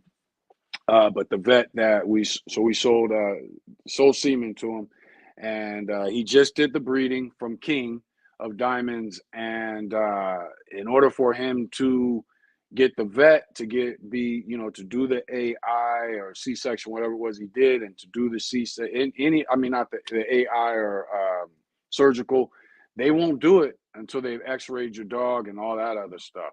So the vets are, and so where he's going, he just hit them up just to find out, do they do do they do AIs? Yes. You do C-sections? Yes. But in order for us to do it, your dog's got to get X-rayed. We want to see how their joints look, how their structures. They're analyzing the dog before they'll even get involved in the reproductive process. So these vets are getting more strict here in the U.S., but the government in the UK is actually cracking down and making laws based off the types of breedings people are doing. And it will make its way here. So we all need to really be aware of that. Also, I think another thing we need to be aware of is a lot of times the US, especially in the Democrat Party, makes general laws. So we have to be careful when we're saying, oh, I don't like backyard breeders. And then the government will say, okay, you don't like backyard breeders, let's ban backyard breeders. We need to stand together as breeders and say, well, hold up. We say that don't mean people who breed in their backyard. Because what you'll start noticing is here in the US, we will make laws that make it so that only rich or wealthy people can do the things that we want to do. You look at what happened when we started legalizing weed. If you didn't have money, you couldn't get a weed shop. You know what I'm saying? They made the loopholes that you had to jump through to get your weed shop going, your dispensary going, took so much money that the people on the street who really knew the weed and how it works and how to get it out there and how to bag it up and grow it couldn't even afford to do it unless they convinced the investor. So as breeders, when these laws start hitting the US, we really need to look at our congressmen, our mayors, our presidents, and who are you in bed with so that breeding stays with the common man. One of the shout out to Torian Green, one of the things that I heard him say once is dogs are the poor man's livestock. And I agree with that 100%. I think these dogs, when it comes to dogs, I shouldn't have to have 10 acres to breed dogs. I should have to have a yard, yeah, but I shouldn't have to have 10 acres to breed dogs. And what we're going to notice when our government gets involved, they're not like the UK. Our government is going to generalize and make these laws strict to the point where the common man, the average person, you got to remember, our government ain't into middle class. It's into upper class and lower class. So we got to make sure that those of us who are in that middle area, we don't have to be rich just to breed dogs. We don't have to be rich to get a license. Another thing they'll start doing is giving limited licenses. Then they'll start saying, okay, well, we're only giving out 100 licenses this year. And unfortunately, you came in a little too late, so come back to us next year. And next thing you know, people are paying money to do things and do underhanded things and get privileges that the rest of us can't get. Then it starts becoming about money, race, things like that. So as breeders, we need to keep breeders honest, but we also need to, when the government does start getting heavily involved in this, we need to keep our government honest. And, if you are a breeder, whether you're poor or rich or middle class, whatever it may be, we need to be looking out for each other as a whole. You know what I'm saying? Because you may have all the money in the world, be breeding and get all the privileges that come with it. But sooner or later, somebody's going to get in office and use that law against you too, because you didn't know the right person to get part of this next group that came along. So as breeders, we need to make sure that we're sticking together. Smooth, what's up, man? Thanks for joining in. WKRK9 is in the house. You're on the slap mill. said Betsy. Donna said, I watched the market videos, great info, learned some new things, highly recommended. Thank you. It is very, very good video that was. That came out better than I really thought. I knew it was going to be good, but Robert McCormick, Andre Smith, the BGK, Robert McCormick for KTK Bullies, they made it better than I had even imagined. Let's see. Northern Ed says, shout out to the real OGs in the game. There you go. Spirit said, build up before you go full-fledged workout. Yes, on the Slack. Casper said, how soon can you tell if a puppy is allergic to chicken, grass, etc.? You'll be able to tell as soon as you start giving it to them. So one of the first things you'll notice is little spots, especially from grass. The other thing you'll start to notice is patches of fur missing. The fur starts to get dull, or even you'll start to notice patches, dry skin. Look for red spots, reddening in the mouth, on the gums, red spots on the belly especially, and look at that fur. Look between the toes. You'll start to notice some of the same issues that take place on the belly. You'll start to notice those between the toes. Examine those areas. And how do you know what it's allergic to? You start all over. Remove the things that you were doing. So if the dog has been in grass, the first thing I would do is one, clear it up by building the immune system. It's a pup. Get it some colostrum. You can add that to its food, and then remove it from the grass. Start just playing with the dog in the house. Find it an area where it can pee and poop in the house. Takes usually about a week or two to see things die down. Once you do that, keep it on the colostrum. Then all of a sudden, take it back to the grass. Remove the colostrum. If you start noticing an outbreak again, now you'll know it's allergic to grass. As far as chicken, replace it with something else. First, give it the colostrum 10 to 14 days to help boost its immune system. Sardines are also good for that. But boost its immune system. Do what it takes to boost its immune system. Remove the chicken. I would try to avoid removing the dog from grass, because that's a problem if a dog is allergic to grass. But remove the chicken first, and see how the dog does. And so switch it with, something else, beef, whatever other things you might be feeding. But remove chicken from your feed and then replace that with something else. See how the pup does. Add the colostrum so it gets a boost in its immune system. Vets also have certain shots you can give. Use that colostrum 10 to 14 days. You should see the flare-up dying down, the fur growing back, and then all of a sudden reintroduce the chicken, and you'll know. Or take away the colostrum, and if it still maintains the pup with no issues, then you know it was allergic to that chicken. Vets also do allergy analysis, where they can tell you what the dog is allergic to. They basically give it like a little prick of various different things. I think that's how they do it. They give it a little prick of various different things, and then they're able to test and see the blood and what it reacted to. Or they will, there's various ways that they do it. But anyway, you can go to a vet to have them tested for allergies. Some vets. Kobe West said, like you said on QB&K, they have to be a dog first, moving and able to breathe, walk. Definitely something that I feel the exotic community has slacked on. They did, but the exotic community is getting there. I'm telling you, you got to, Robert McCormick's exotic, gets on his treadmill, runs on his treadmill. Devontae's got his doing bite work on the sleeve. So, they're getting better. I think what the bully community has to be careful of, in the 5 years that I've been watching the bully community and the exotic community, I can say I have seen the exotics progress faster than the American bully has progressed. We're still on mass and all that shit. Whereas you can see exotics getting more and more functional, more and more healthy. They're clearing up allergy issues. So don't knock the exotic community, because they're going to mess around and have exotic run into one of our show rings and whoop all our XL. So don't knock the exotic community. Bank Statement, what's up, man? Thanks for joining in. Northern Ed's question, what suggestions y'all have for a constipated 2-week-old singleton bottle-fed pup? Add some canned pumpkin. Make sure it's pure canned pumpkin. Add that to the feed and to the pup. You can even get some on a scoop on your finger, give it in the puppy's mouth. Some of them like it. Excuse me. The problem with it being bottle fed is you got to really get it in there, mixed up so that it still go through the bottle. But add some canned pumpkin. I would say half a teaspoon to it, probably about half a teaspoon. 2 weeks old, I say about half a teaspoon. Mix it in there with his food. You can even do less than half a teaspoon, but that should help. As long as you're doing it on a regular basis with each food, with each feeding, that will help with the constipation. And that's the great thing about canned pumpkin. It helps constipation. It also helps diarrhea.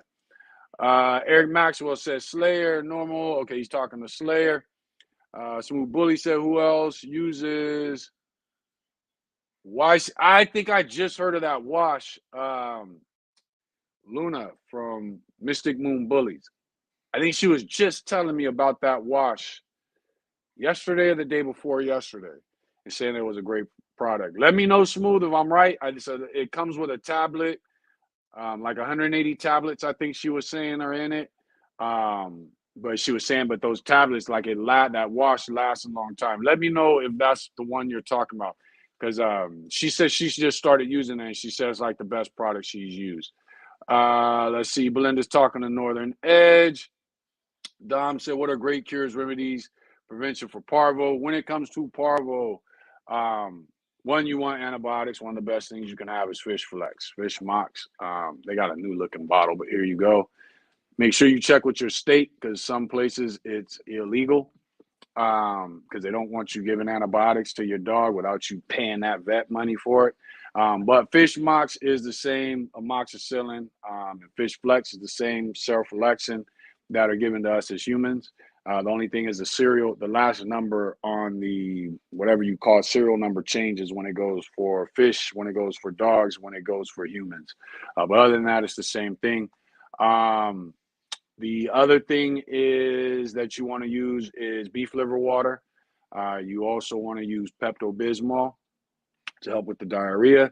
And then you want to have the Pedialyte, the clear one. I want to say it's the blue bottle with no flavor. Pedialyte. With those four things, I think I said, you'll be able to fix parvo. If you've got an issue, I don't like going into things like that are deadly, viruses and things like that are deadly, because then people will try to do it. If you have an issue with parvo, I have had people hit me up. Everybody knows I do consultations. They're $50 a phone call. And we'll talk 1 hour, 2 hours, 3 hours to whatever. You know what I'm saying? But I always advise people to know what your direction is that you want to head with your kennel. If you want to go to the show ring, know that, so that when you call me, we can discuss it on that platform. If you want to go for work, protection, whatever it is, know what it is direction you want to go.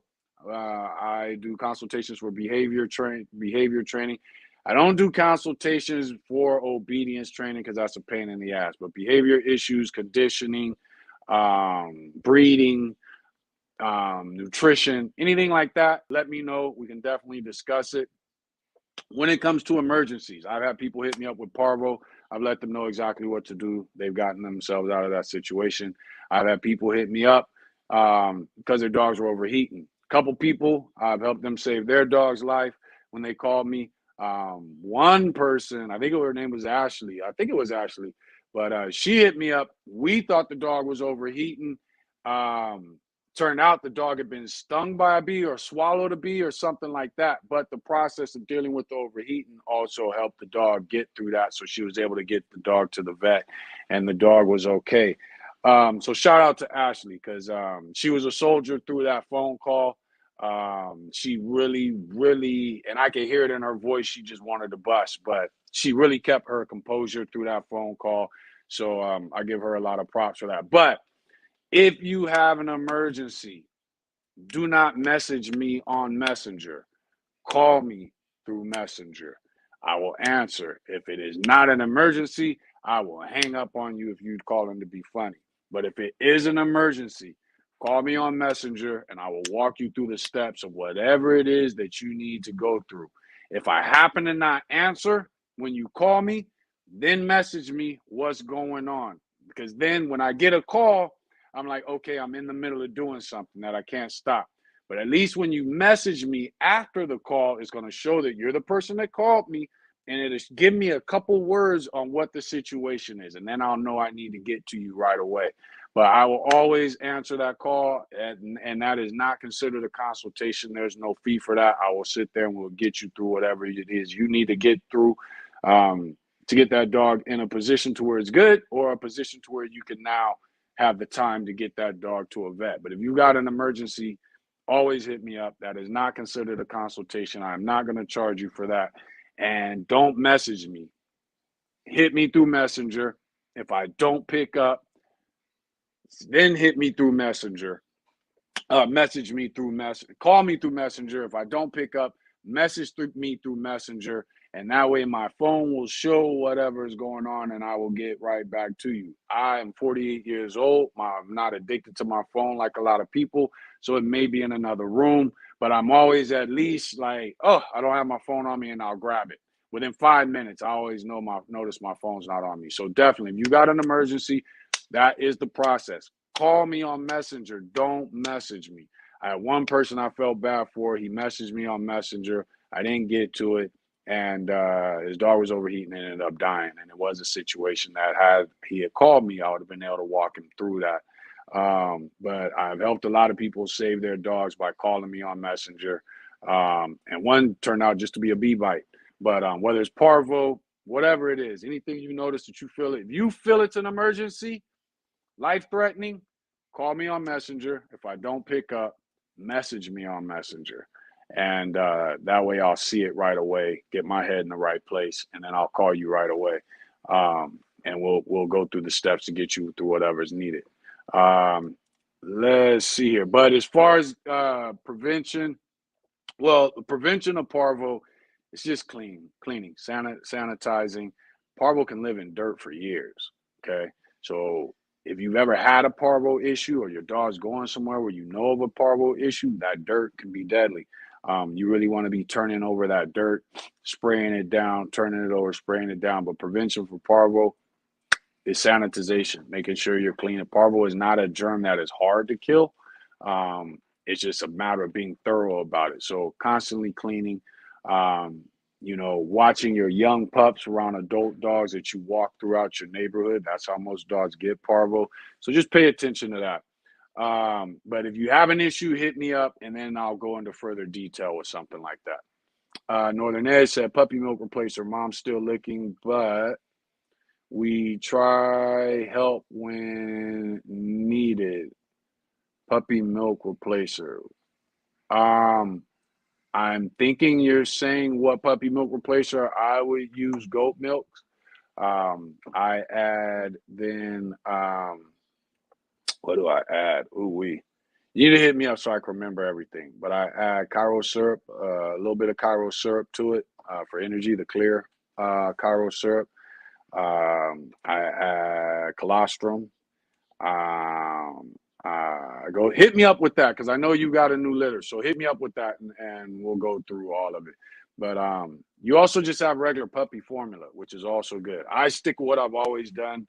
That way I know the things that I add to it, I'm still good on. The reason I don't switch to a lot of the other formulas or things that are out there nowadays is because I know I add and I don't want something to be too much.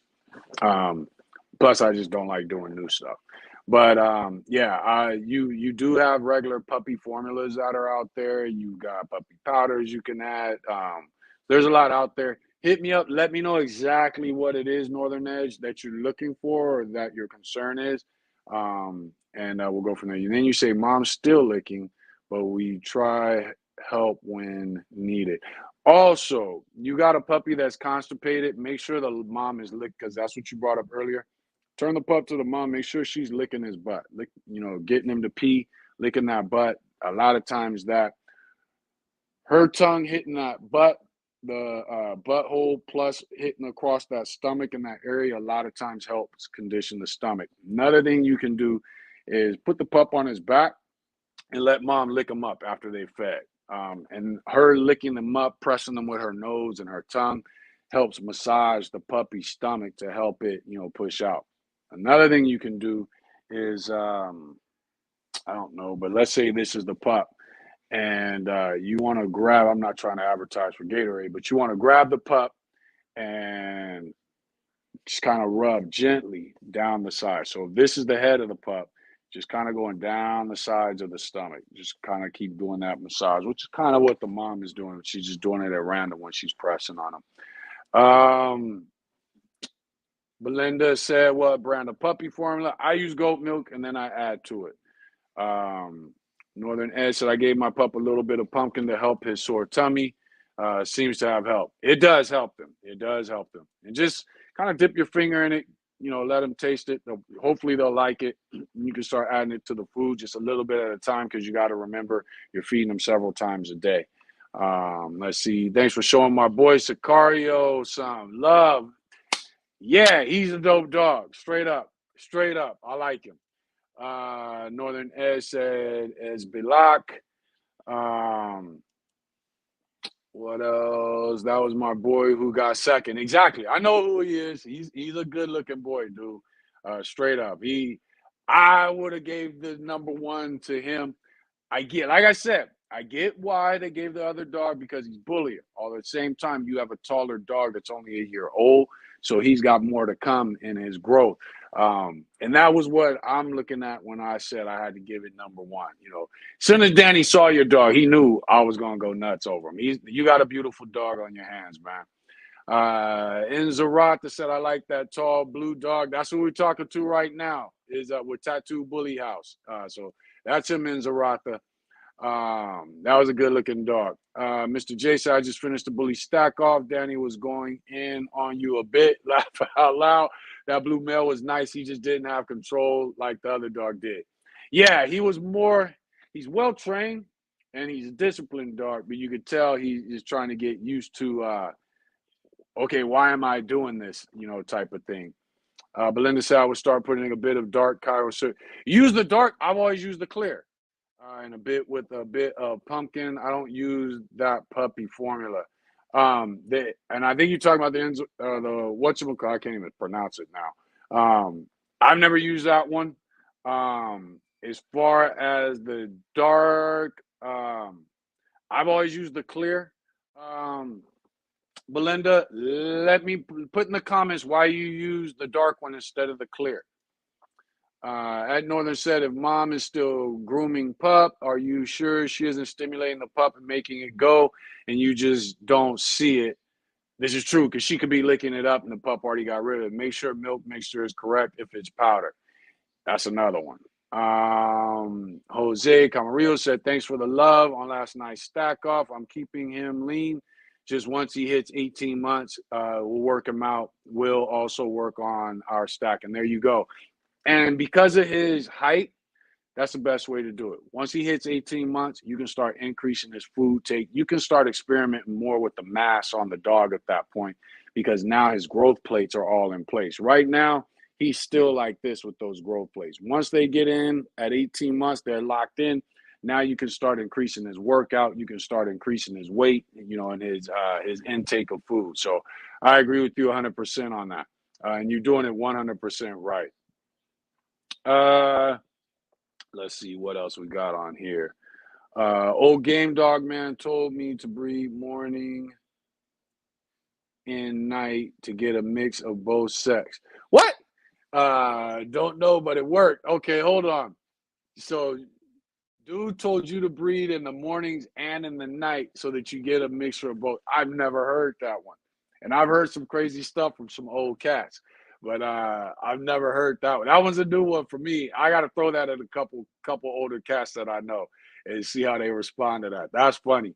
TJ, what's up, man? Thanks for joining in. Jose said my dog's IG. Okay, he's talking to Tattoo. Let's see. All right, we're going to get to I think we're on the last topic. Are we on the last? No, second to last. Why is purpose important and how does a lack of purpose affect a breed? So here's the thing.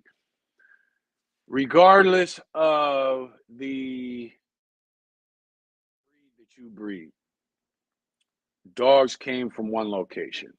What we debate on is whether they came from the wolf or whether the dog and the wolf came from some other creature and then split at some point. But because for some reason the dingo never turns into a wolf. And it lives in the wild. The singing dog of New Guinea that lives in the wild never evolves into a wolf, and yet it lives in the wild. North and South Carolina has a Carolina dog that still roams in the wild. Some of them are pets, some roam in the wild, but they never evolve into wolves. So it is my belief. I agree with those scientists and people who say that the dog and the wolf are two separate species that came from a similar species.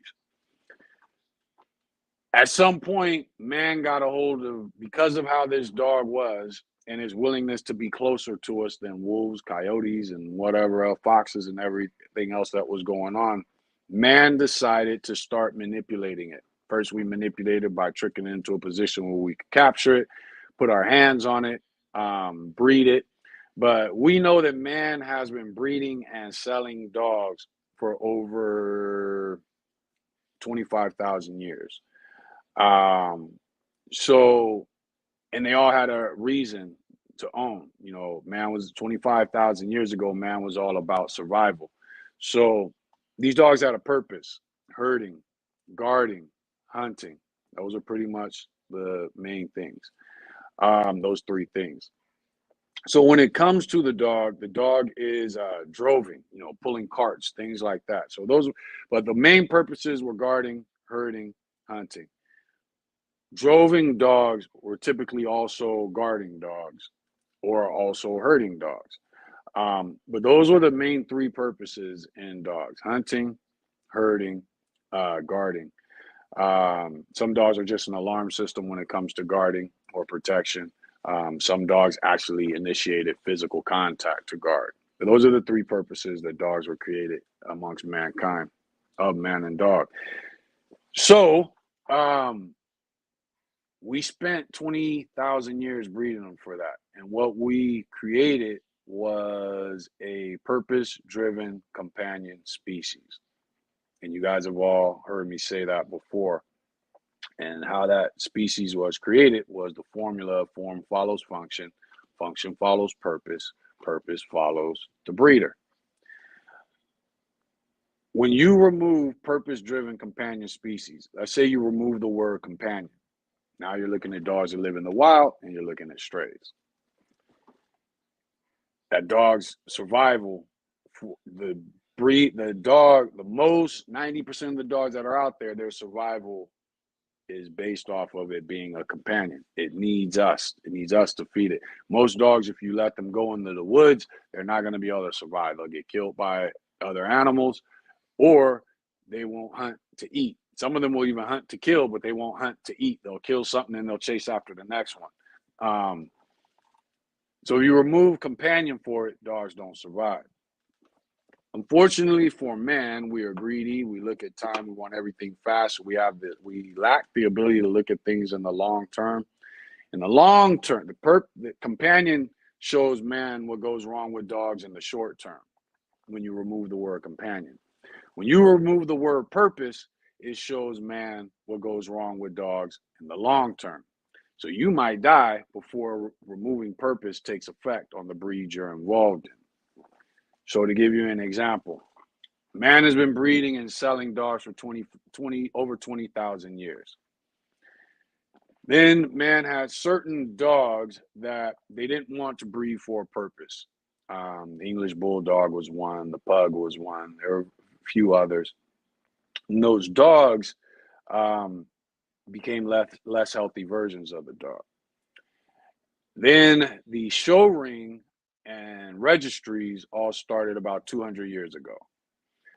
And in that 200 years, 400 new diseases have shown up to dogs.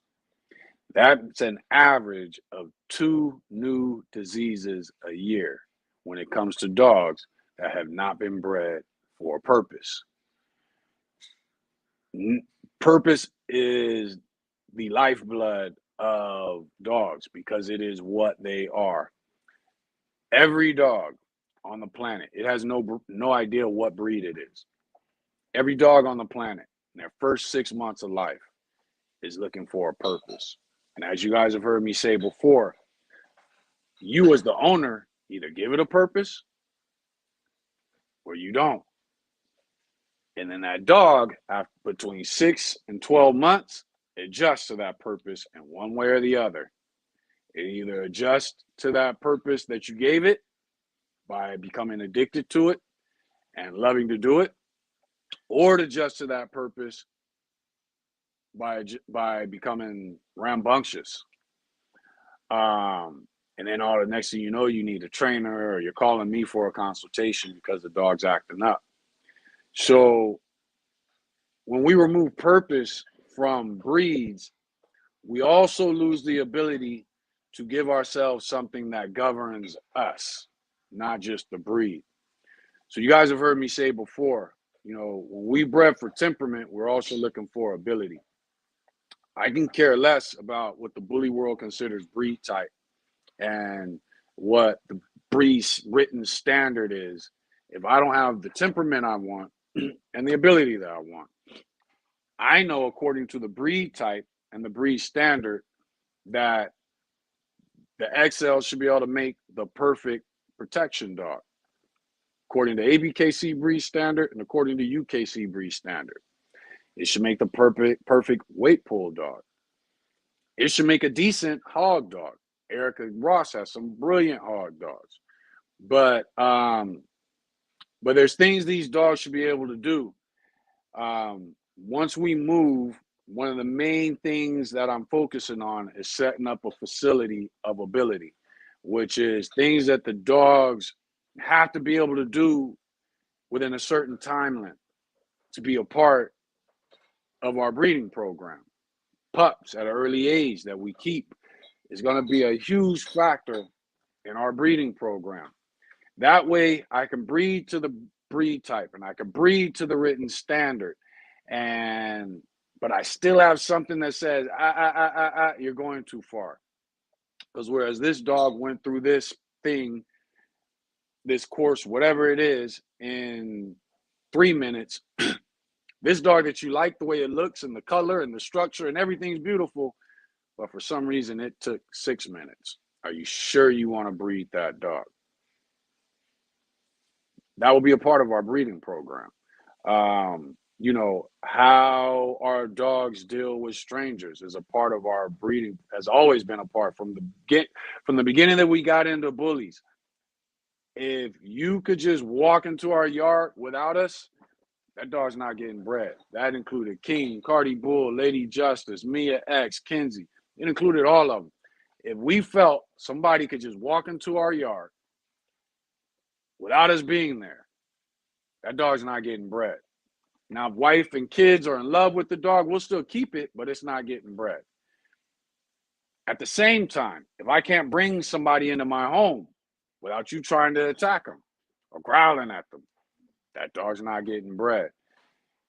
We at some point have to have a discipline that's outside of the written standard and color and breed type and all these things.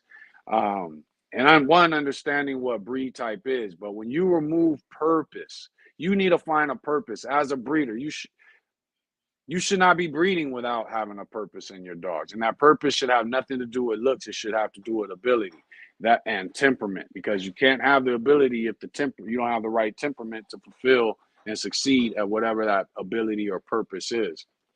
But there's got to be something that has nothing to do with our human eyes when it comes to breeding to, one, make this a healthy breed, make it a balanced breed, and make us not be the laughing stock of the joke of the dog community.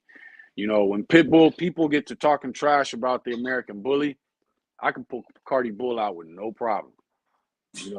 Rottweiler people, I don't care what breed they breed, we can pull Cardi Bull out with no problem. We can pull Lady Justice out with no problem. We can pull our dogs out with no problem. And they're either going to give your dog a run for its money at whatever you want to see the dogs do, or whatever your dog can beat them at, there's something they can beat your dog at.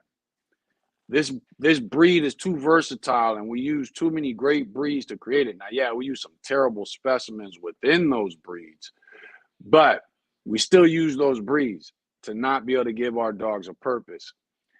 A lot of bully breeders will say dumb things like, I don't need my dog to be protective. I got guns. Okay, well, here's the thing.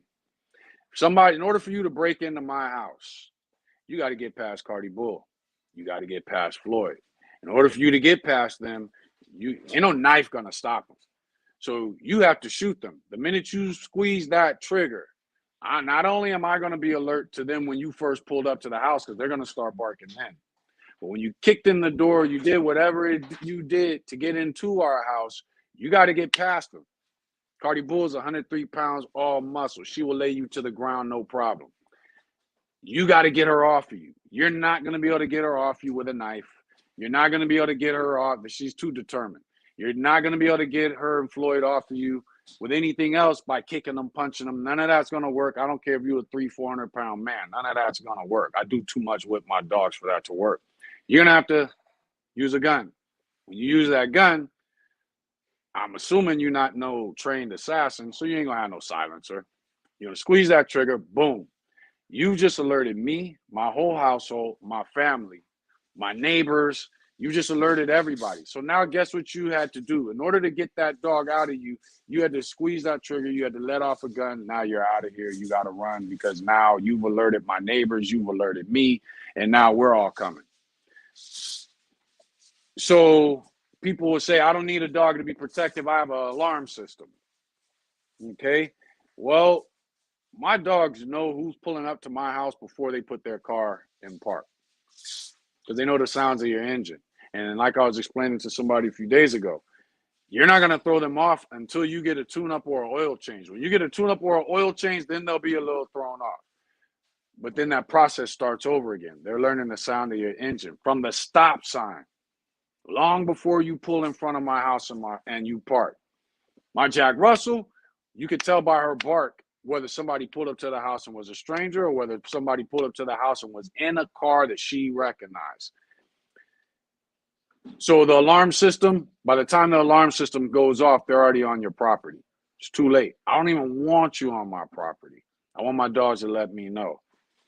Other people will say, I don't need my dog to have a purpose. I just like to sit around the house and watch Netflix.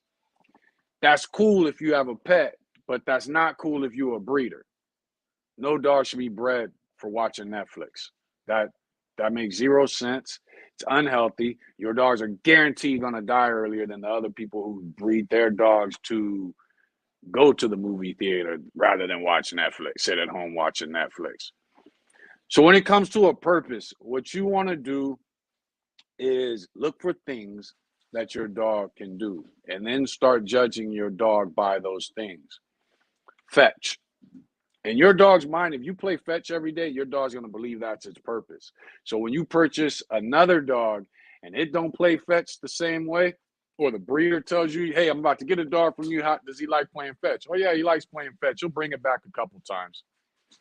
Don't breed to that dog. It's not what you're looking for. Dog has no purpose. And if it does, it's not capable of doing it for some reason, mentally or physically. Judge your dogs by the purpose that you give them. Your purpose could be the spring pole. It could be the flirt pole. It could be fetch. It could be long walks. It can't just be the walk around the house. It can't just be existing in the house, because then you as a breeder are breeding lesser dogs. And breeders will tell you that, oh, well, I breed dogs. You want to get a dog from me? My dogs aren't bred to do all the stupid things that Daryl says. They're just here to sit on the couch and eat and shit in my yard. That's what their purpose is. Guess what then? That breeder has nothing to judge his dogs by. That dogs were created for. And because his dogs are being bred along the lines that dogs weren't created for, nature's automatically going to make them less healthy. It is funny that the working dogs don't have the same issues as the show dogs of the same breeds. It is funny that pit bulls, game bred pits that are fighting, which is like the ultimate of physicality, dogs that are specifically and proven successful at catching hogs. It's funny that these two dogs can be inbred a lot more and line bred a lot more than other dogs, other breeds can. It is funny that The old family red-nosed pit bull can be inbred over and over and over. A true one, not the ones we see in today. A true old family red-nosed pit bull that came from them 5 Irish clans can be inbred over and over and over and over again. Their drive never goes dull.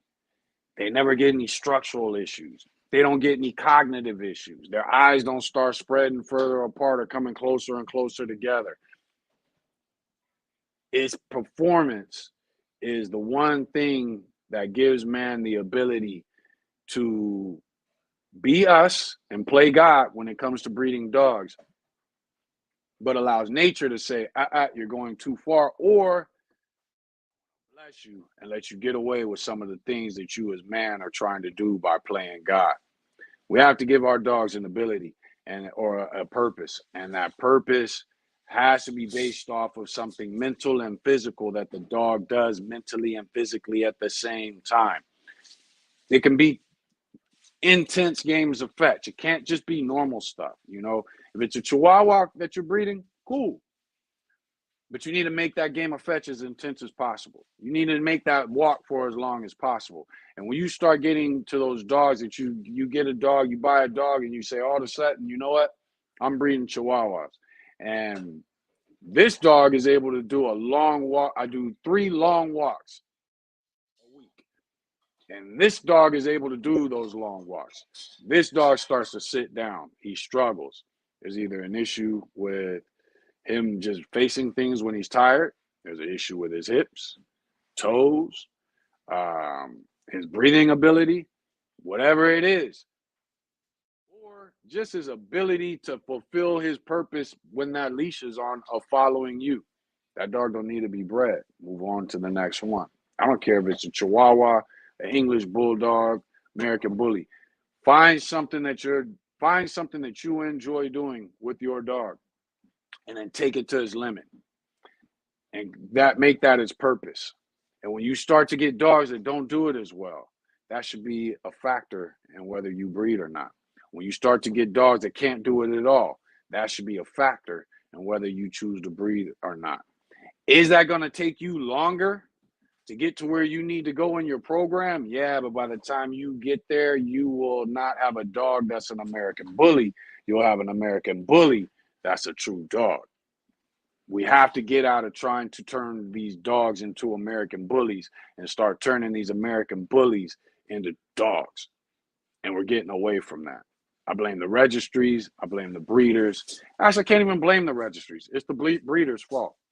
That's who it is. If you bring in a fat, sloppy dog and the registry judge gives it to him, that might be his preference. The problem is you shouldn't have never bred that. You shouldn't have never bred it. It shouldn't have never existed on the planet for the judge to judge. And I'm starting to see dogs getting championships that look like that. Like, this should not be what the American Bully is. Y'all told us this was the pit bull on steroids. That's what they all said. Now it's turning into the English Bulldog with a muzzle, cropped ears, and a tail.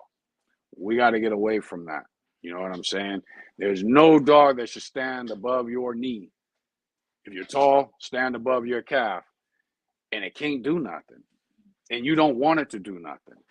There's other breeds that are created from other breeds that will be okay with. And they might even still live 10, 15 years. But you can't take a breed that came from mastiffs, working mastiffs, even if they weren't working bull breeds, even if they weren't working, American Staffordshires, and pit bulls, and then say, I'm going to turn it into trash and something that does nothing. What you're going to do is first the dog's going to be dumb, then it's going to start being less healthy. It's going to start being more susceptible to things. You guys that have dogs that are over a year old and have allergy issues, you got to stop breeding those dogs. You have to stop. Or be honest with yourself and do everything that you can to breed to find a dog that has no allergy issues. How do you know that it has no allergy issues? It can eat everything. If all I'm eating is raw, then you're never going to know whether I have allergy issues or not. Cardi Bull went 6 months with nothing but pedigree. She had no issues. So guess what? Yeah, we're going to breed her. She's got a strong immune system. Not only did she have no issues, she gained weight. She stayed on the same workout regimen that I keep her on every other day. She had no issues. Lady Justice, no issues. You know, I can feed these dogs Old Roy if I want. I can go to Walmart and get their brand of food. They will be perfectly fine. But you've got a year. Some dogs will show issues up till about a year. Then all of a sudden their immune system really stables. They've been enough places and started dealing with enough germs that all of a sudden you start to see their fur and issues like that starts to come into place, and it's not an issue anymore. But if a dog goes beyond a year and still is having allergy issues, that's a problem. You either need to stop breeding that dog, or you need to make sure you take that dog and you breed it to a dog that doesn't have allergy issues. And the only way you're going to know that is by that person doing things with their dog and not band-aiding their dog by just feeding it raw and all these other little things we do to make sure we never find out our dog has issues. So think about that. And it's the same thing when we're talking about the purpose. You have to breed these dogs, every dog, for a purpose. My sister, I'm gonna mess it up. What is Kingston? He's I always say Lhasa Apso, and I forget. Anyway, he's a mixed breed. He's a little fluffy, cool little dog, dope personality. His purpose is letting you know when somebody's in front of that house. They don't even have to get to the door. That's his purpose. He guards the house. Can he really guard it? No. But you ain't getting in there with my sister anyway, especially with my dad and all his guns. But he lets everybody know something's going on. My mom is older now. When she has issues,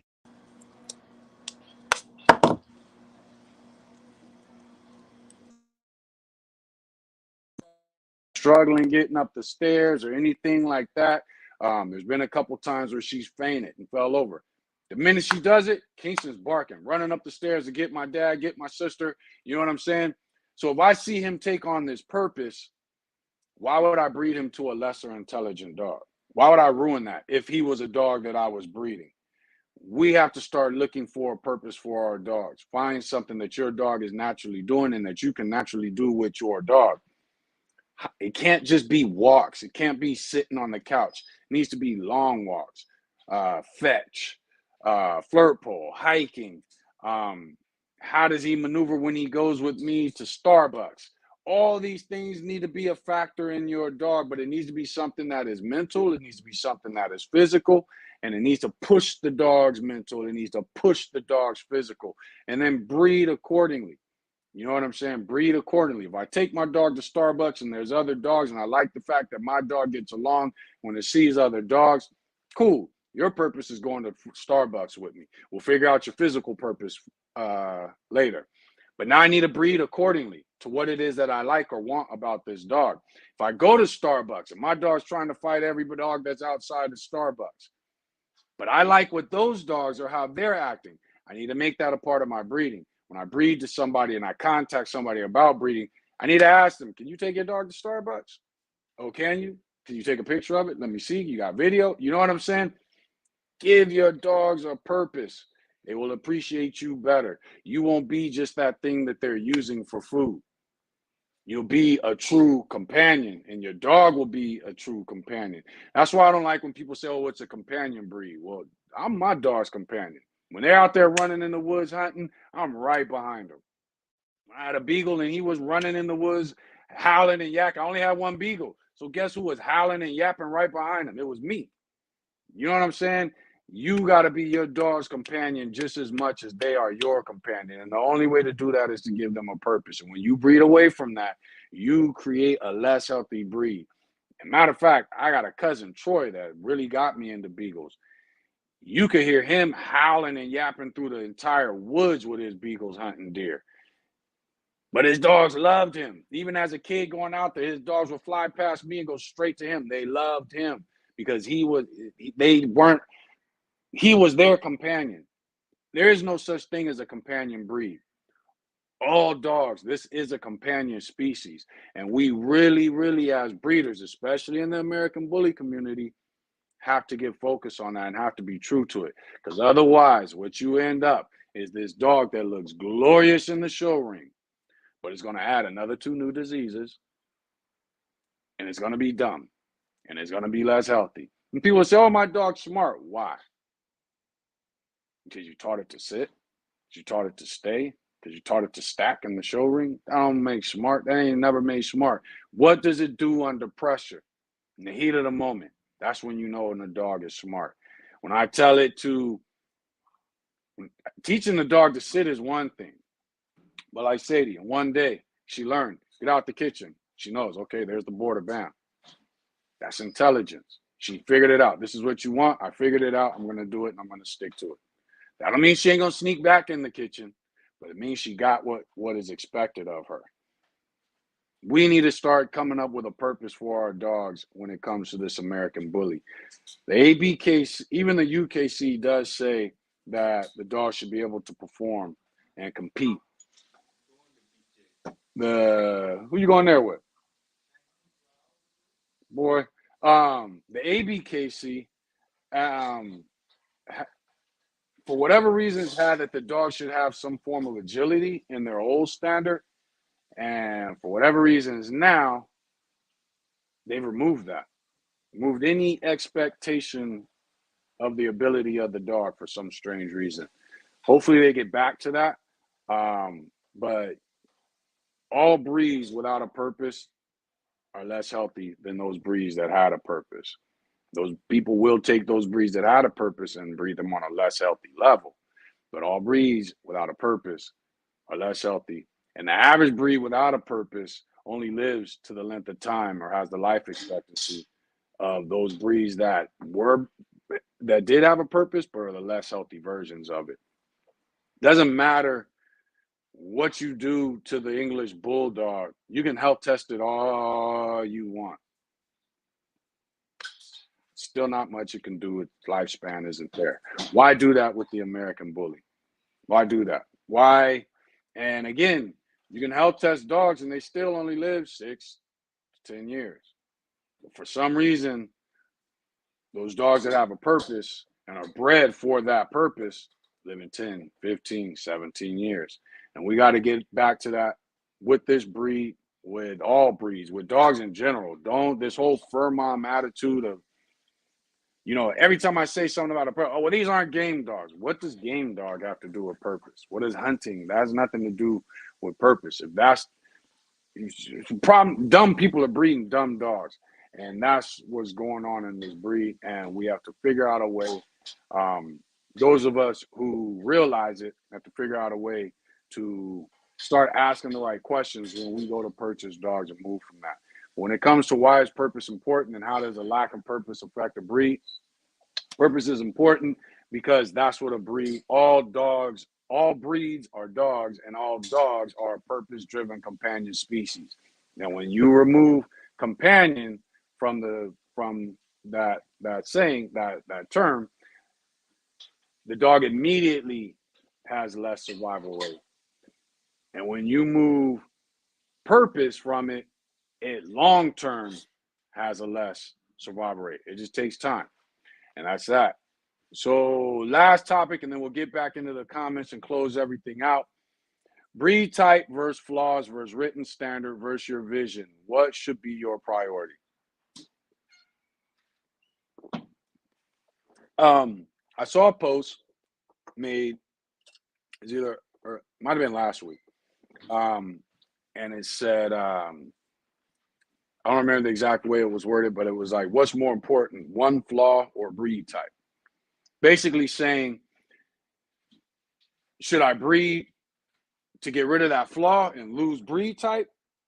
Or should I be for breed type and keep that flaw or further that flaw in my breedings? And a lot of people, typical American bully community, breed type. Who cares about the flaw? Make sure you have breed type. Well, my thing was, one, it depends on how extreme that flaw. One, it depends on what flaw it is. And two, how extreme is that flaw? But when it's all said and done, getting rid of the flaws, you all bought, whoever's breeding American bullies, you bought American bullies. Is there consistency? No. Within the breed? No, we're not there yet. Excuse me. A lot of yards aren't even there yet, let alone the whole breed. But we're not going to get that consistency until we get everybody on the same page of getting rid of flaws. When you keep pushing breed type, then what ends up happening is people start breeding to their preferences, their visions. Like American bully community hates to say that, but that vision can be today's show judge that just grand champed out this dog or champed out that dog. That vision could be this dog that's athletic. That vision could be this dog that's just got the big, huge head. The rest of them's a train wreck, but he's got the big, huge head. But the truth is, you need to start getting rid of flaws, especially when we have a breed that has species flaws, as we were talking about earlier. And the reason is because the flaws, getting rid of flaws will help eliminate some of the traits that came from the breeds that we use and start to bring more consistency into our breed. Same thing if we give the dogs a purpose. So when you talk about breed type versus flaws, written standard versus flaws, written standard versus your vision, all these things play into effect. But the American bully community, the first thing that we have to start doing is getting rid of flaws. If I got to breed to a smaller, thinner dog to get rid of flaws, that's what I'll do, because I can get mass back in 1 to 2 breedings. Flaws can take 2 to 3 or more breedings to get rid of, especially if you got a flaw that you see in this dog, but in this dog you don't see that it has that same flaw 1, 2, 3 generations back, and now all of a sudden you're kind of compounding things. So I'm gonna say it's in my opinion, but unfortunately it's a fact that should be known. Flaws are the most important thing to get rid of. Those who choose not to, it's because we have a breed that is able to champ out with flaws, like major flaws, depending on what registry you go to. Grand champ, no. But the average person that starts showing, a lot of these people don't care about grand. Like when we decide, just so everybody knows, we plan on going into the show ring. But we're not going to do that till it's our production. And we're not going to do that until I and my cousin can look at it and say, based off of all the grand champions that I've seen in the XL class, ain't none of them better than this one. None of them. That's when we'll go to the showroom, because our goal will be the grand champ. Quit pushing the trash can. Sadie, get from over there. Mikey, call her. Ooh, her eyes are dirty. She's been digging a bunch of holes. But we don't want to get into the show ring until we know this is the dog that we can win grand champ with. If we don't, then that dog should have gave whoever beat us a run for his money. So, but my thing is but you can't judge this breed off the champions and even a lot of the grand champions, because there's too many issues within them. So my thing, as far as breed type, flaws, written standard, and vision, you bought an American bully. So be cool with that. Start focusing on the flaws, getting rid of those flaws. If it means you breed to a skinnier dog that's got perfection, breed to that skinnier dog. You can get back. That's an American bully. You can get back to the mass and the bone and all that stuff. But get your first dog. Find what you think the American bully should be. Purchase that dog. When you have that dog, now you're a breeder and you have that dog. Focus on the flaws of the dog and getting rid of that dog. If you got that dog because he had mass, your first dog because it had mass and it had head and everything I want, but now all of a sudden I notice it's got a high rear, it's cow-hawked, it's easty-westy, it's got weak pasterns. Focus on getting rid of all those all those flaws. And if all those flaws take you 10 miles away from where you wanted to be when it came to all that mass in the head and everything else that you liked about that dog, so be it. Because guess what? You can find other dogs with mass when you got these things corrected. Also, that dog is in your yard. You can start getting 2, 3 generations from that dog perfecting those flaws.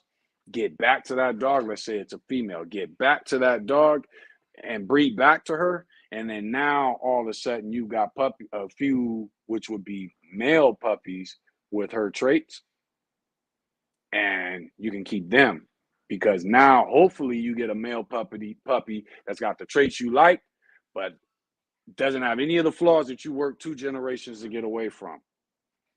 If that dog is a male that you first purchased, guess what? If he's everything you thought you wanted until all of a sudden he hits a year old and he's just a train wreck, but you like his temperament, you like his head, you like his bone, but everything else about him is a train wreck. Breed to get rid of those flaws that make him a train wreck.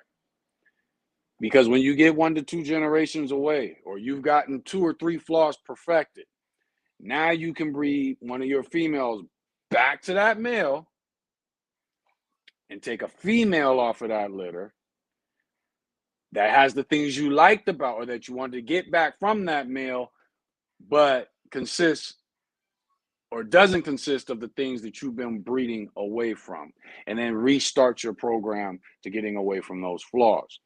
So you can always get mass and bone and those things that we consider American Bully breed type. And the truth is, if breed type, like I said earlier, if breed type is based off of mass, and all dogs have bone. Breed type is based off of just bigger bone and thicker, bigger dogs, then we don't have a breed. We don't have a breed. You know what I'm saying? When you look at the American Bully, what makes up the breed type? Let's forget about the mass and the girth. What makes up the breed type? The wither to elbow being the same distance as from elbow to ground. The short muzzle compared to head size. The head size compared to body size. Let's forget about cropping the ears too. The compactness, you're a square from toe to shoulder, shoulder to back, hip back down to toe. It's a square. These are the things that separate the American Bully from other breeds. When you look at the dog from the front, if you go from the toe up the leg to where the chest starts, so if you're going up the leg, the chest starts here, then you come across the bottom of the chest, back over to this leg, you go back down, it's either going to be a square or a wide rectangle. These are the things that give the American Bully its true breed type, not just mass and girth and muscle and all this other shit. So you think about it along those lines, you should already be somewhat close to breed type anyway, because you pay for an American Bully. You know what I'm saying? So focus on getting rid of the flaws. Then go for breed type. Written standard is based off breed type. Breed type is not based off the written standard. The written standard is based off the breed type of written standard is based on that registry's version of the breed type, but with more rules for show breeders to hit. So if you want to base your dog off the written standard, then what you need to know, and this is where vision comes in. I want to get into the show ring. Well, if you want to get into the show ring, you don't need breed type, you need the written standard, which is based off of breed type for this registry. But it has more rules, more goals for you to hit so that they can distinguish and so the judge can award points and evaluations. So when it comes to the written standard, that's the next thing. So the first thing should be in this breed, get rid of the flaws. Be a patient breeder. Be strict. Have discipline and boundaries for yourself as a breeder that are focused on the well-being of the dog and making the American Bully a good dog, not taking a good dog and making it an American Bully. Focus on it that way so that you focus on getting rid of flaws in temperament, ability, and structure or appearance, whatever you want to call it. Then get back, refocus on, make sure the breed type is maintained, and then go after whatever your vision is of the breed, whether it's the written standard for the show ring or you just want a big dog, or you just want the shorter version of the class, whatever it is you're after at that point, go for it. Some breeders don't even breed this breed based off of classes. They just breed the dog according to their vision. Some of them fall somewhere between pocket and standard. Some of them fall somewhere between standard and XL. Some of them are above XL, above the 23 inches. Figure out what it is. But again, when it comes to that topic, flaws, fix them first. Breed type. That screen door is open and bugs are getting in. Breed type. Then the written standard. And all of that encompasses your vision. There is no verses, even though that's the way I typed it. All of that encompasses your vision. And that's the last topic of tonight. Let me get you guys in the comments and see where we are at. And shit, I'm almost 2 hours behind in the comments. So Jose, this was to Jose. He's my shop mascot. If you guys want to follow my personal, let's see. Okay, back to Northern Edge. She's saying she switched formulas. That's Belinda saying that. Also, mom may be cleaning it to where you don't see it. Yeah, my girl likes to tug on flirt pole. I need to work on that. Wait a minute. My girl likes to tug on flirt pole. I need to work on that. There you go. Jose said, thanks for the love, Eric. We definitely got to work on stacking. Let's see. Belinda said, but if not in your sure, switch formula and get a bit rough on cleaning it and it'll go. I'm not sure what you guys are talking about now. Okay, you two are having your own discussion going on in here. And that's another thing. When you get on these lives, somebody says something, talk to that person. You know what I'm saying? If you notice in these lives, I'm talking, people are in there helping each other with problems. That's the way this ought to be. So much respect to Belinda, and I always want to thank you for doing that during the lives and helping people out in the comments. And Belinda is Pitbull Bell, just so you guys know. But let's see, anything. I'm trying to find something that's addressed with me so I can go eat because dinner's ready. You make a jug of milk. I moved over here, so I'm not on FB. Started live on FB, but I like reading what y'all have to say. Okay, yeah, exactly. Because Facebook doesn't have all that. I always go to Facebook, and that's where I find out who was talking shit in the comments and stuff like that. I don't get people wanting super lazy dogs. If you only want it to just sit on the couch, just steal your kid's stuffed toy. I agree. Why have yard ornaments? It's a dog. And the more you go away from the expectations that your grandfather and your great-great-grandfather had for dogs, the less healthy and the less intelligent your dogs are going to be, especially if you're a breeder. Now, if I take a working dog and I decide, or a dog that's bred correctly, and I decide as the owner to turn it into a couch potato, if that's what me and the dog are cool with, cool, because it's got the right genetics. I just gave it the wrong environment, and I need to learn how to deal with that. But what you don't want to be as a breeder, you can't afford to. As a breeder, you shouldn't be a couch potato. You shouldn't be somebody who's breeding dogs to be that way, lazy and stupid, and that should never take place. So that's something that's really got to be looked at and analyzed in this community. Let's see. Especially at 105 pounds per exactly. Let's see. The dog are in their wings, regardless of when they die. It's not their fault. It's the breeders. The problem is they're on their wings because the person who usually designed the wings is kissing up to the breeder so they could get a cheap puppy or a free puppy from off that same dog. That's the problem. I'm not going to breed to a dog that dies early. Now, let's say the dog's extremely massive, active, something like that. That's one thing. Actually, no, I still wouldn't breed to it.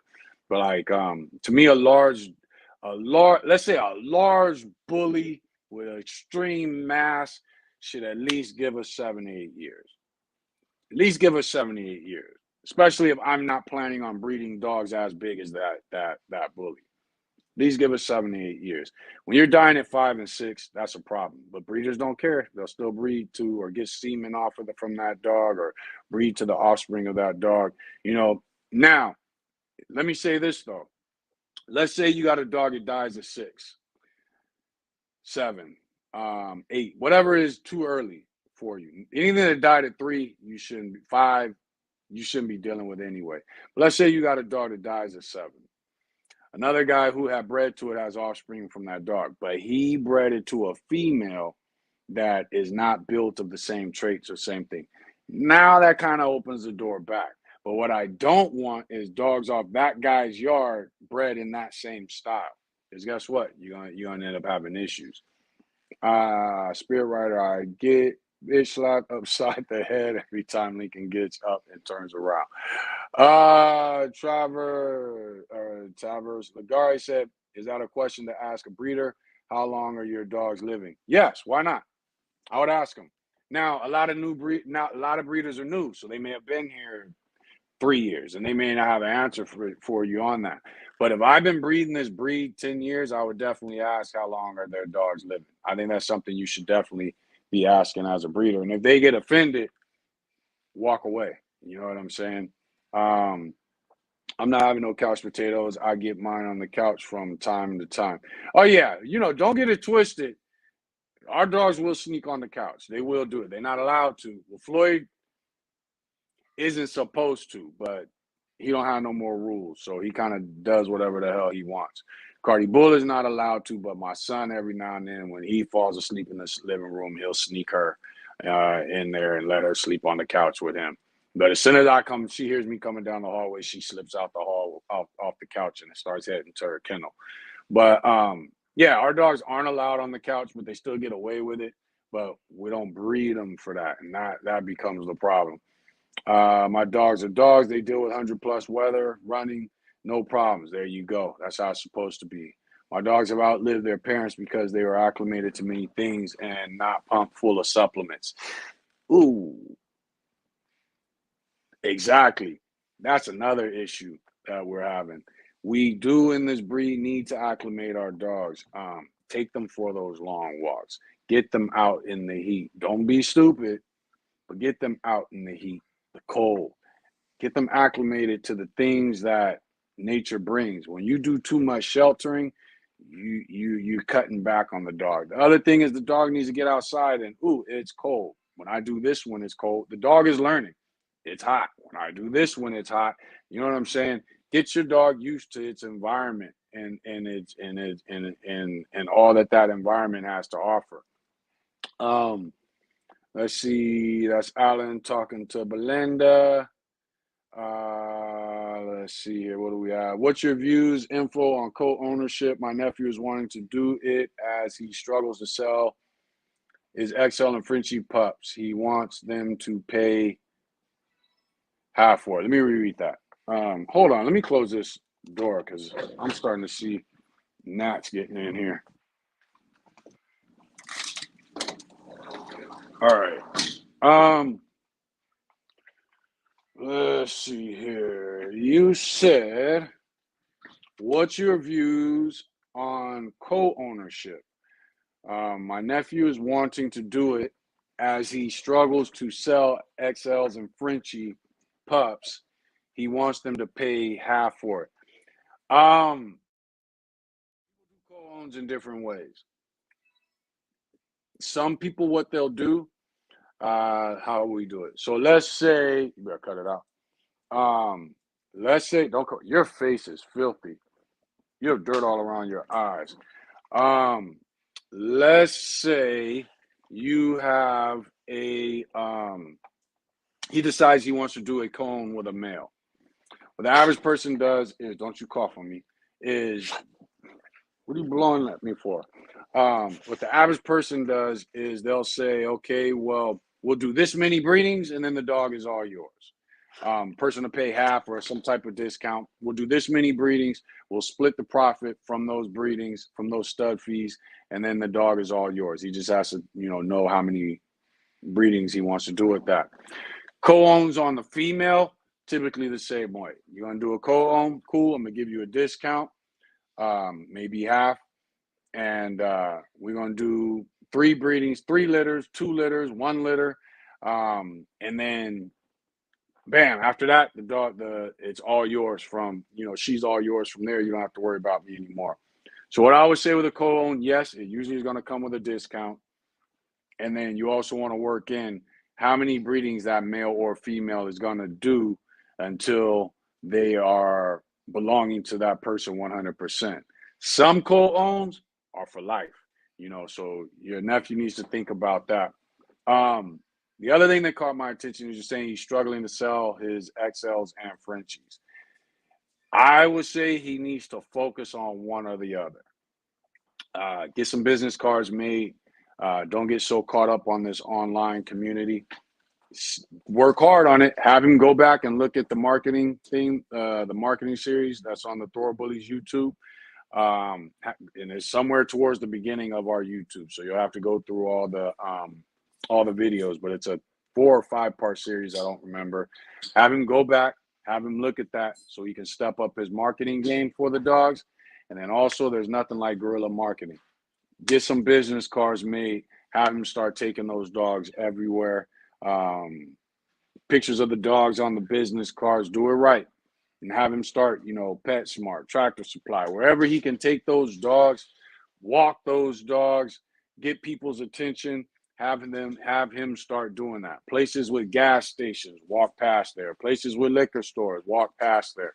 And when people start realizing, I see this guy every morning, I pull up here to get my coffee before I go to work, I see this guy. They start asking questions. He needs to have business cards ready to go. My kids know how to, where you can do a thing where you put your phone to their phone and it's like a business card on your phone. That's cool. I'd rather have business cards. Matter of fact, I just ordered some new business cards. It's just easier that way for me. But between those two things, watching that marketing series so he knows how to handle things online, Thor Bullies, YouTube, the marketing series, that's somewhere in the beginning. It's a 4 or 5 part series. Have him watch that.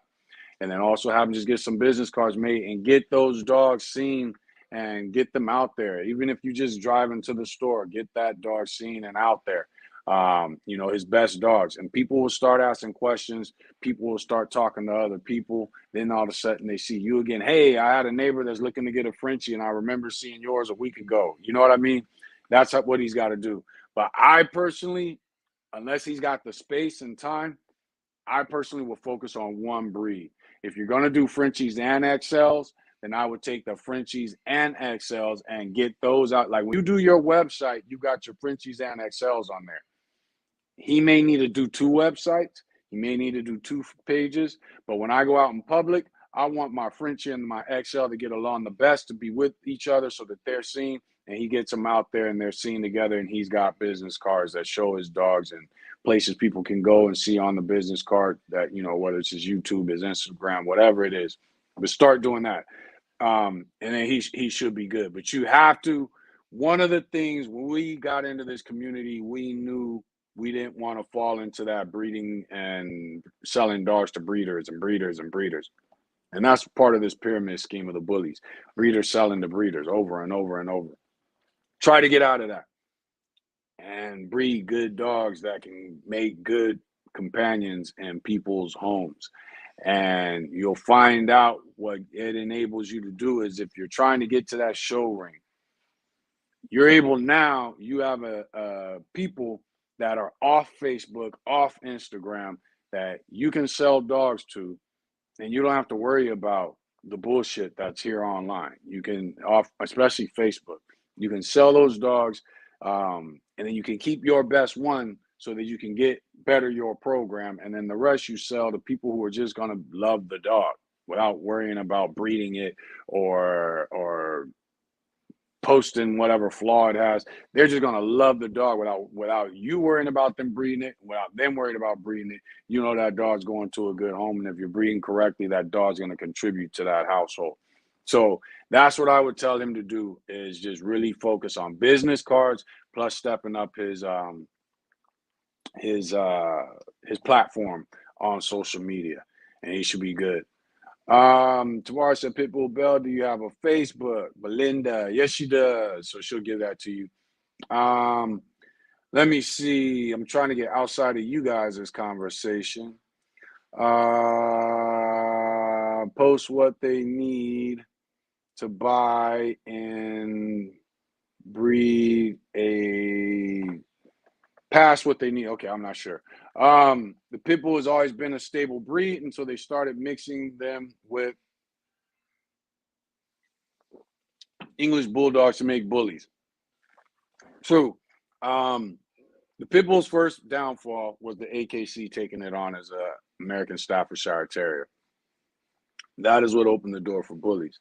Bullies first were going to taking pit bulls and Amstaffs to Mastiffs, Rottweilers, Cane Corsos, Presses, American Bulldogs, Oldie Bulldogs. And then at some point, we started breeding them to English Bulldogs. They were still maintaining some height around the standard class, still good-looking dogs. Excuse me. And then that opened the door for the pocket. The pocket started really dealing with the English Bulldog, and then the pocket led to the exotic. So when I get what you're saying, but as far as I'm concerned, the pit bull is what it should have been. The minute it got bred to something else, it was no longer a pit bull. The problem is people continue calling them pit bulls. Me personally, I feel the word pit bull is short for American Pit Bull Terrier. Now, I do know that you have the working pit bull, which are pit bulls bred for other things. The ADBA has that class. But when I think of pit bull, I think of the American Pit Bull Terrier, which is only one dog, that 30 to 60 to 70, maybe 80 pound dog. That's another myth. People like to say pit bull fighting game dogs didn't reach a high weight, whereas Mayday had matches at 70, 75 pounds. I want to say, and then he had a match, so that means that other dog was also 70, 75 pounds. There was a game dog, Dummy, was 80 pounds. He fought, I can't think of the dog's name. My mind's going blank.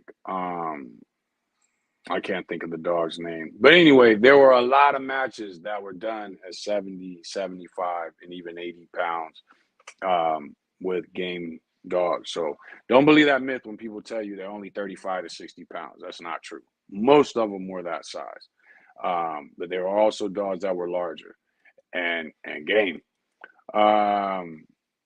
Who did Dummy fight? I can't think of his name.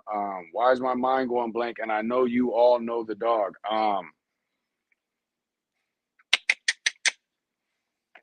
I can't think of it. My mind is just blank right now.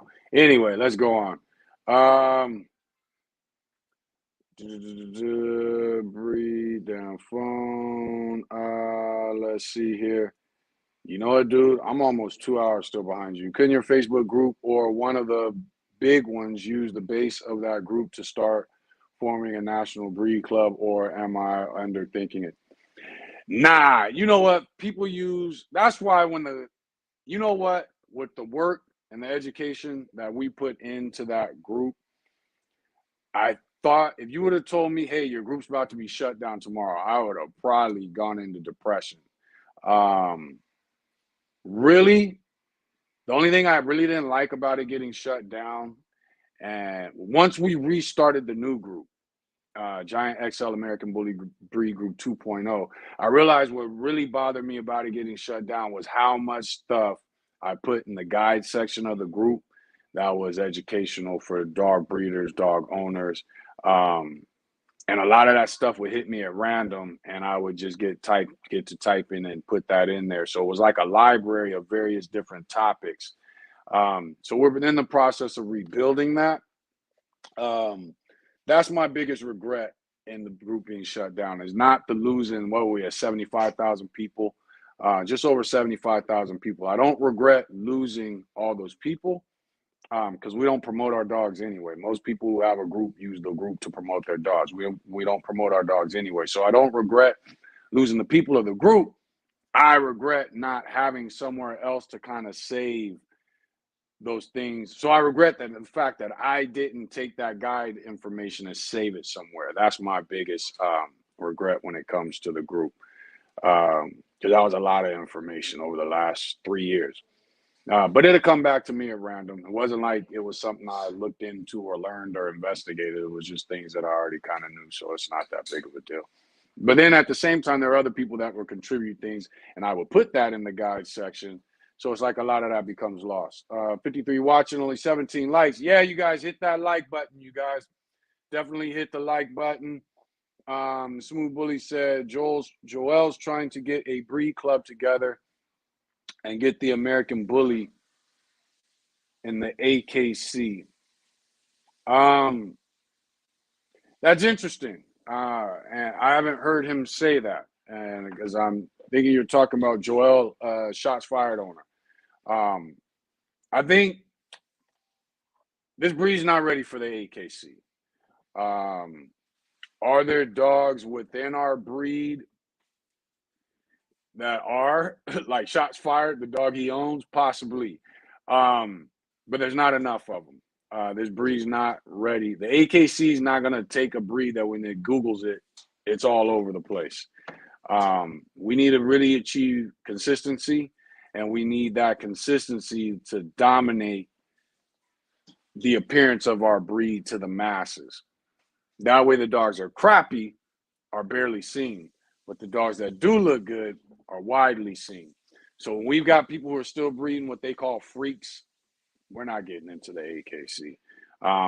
When we got people who breed dogs just for head or just for bone, we're not getting into the AKC. When we got people who will breed a dog that's greatly structured female, but then take it to an ugly ass male just to get more head, we're not getting into the ABKC. I mean the AKC. So in order for us to do that, I think he would have an uphill battle. I would definitely support him in it. Although I'm not a fan of the AKC either. You know, I'm not I just think we need a good dog first. I think we need a bunch of good dogs. I think when we go online and we look at the American Bully, we Facebook, Instagram, whatever it is, and we start seeing the majority of the dogs that we see are just good specimens of a dog, then it's time for AKC. Other than that, they tell us no, push us to the back burner, and we go from there. So, but I would say for Joel, you know, ain't no time like now to start anything that you plan on doing. But we are definitely not a breed that is ready for the AKC. Now, I don't know if that's a process that has to be started, and that process takes time. So that might be something he's looking at, and might as well start it now. But yeah, we're a long ways from the AKC, and that's not a bad thing because I don't know.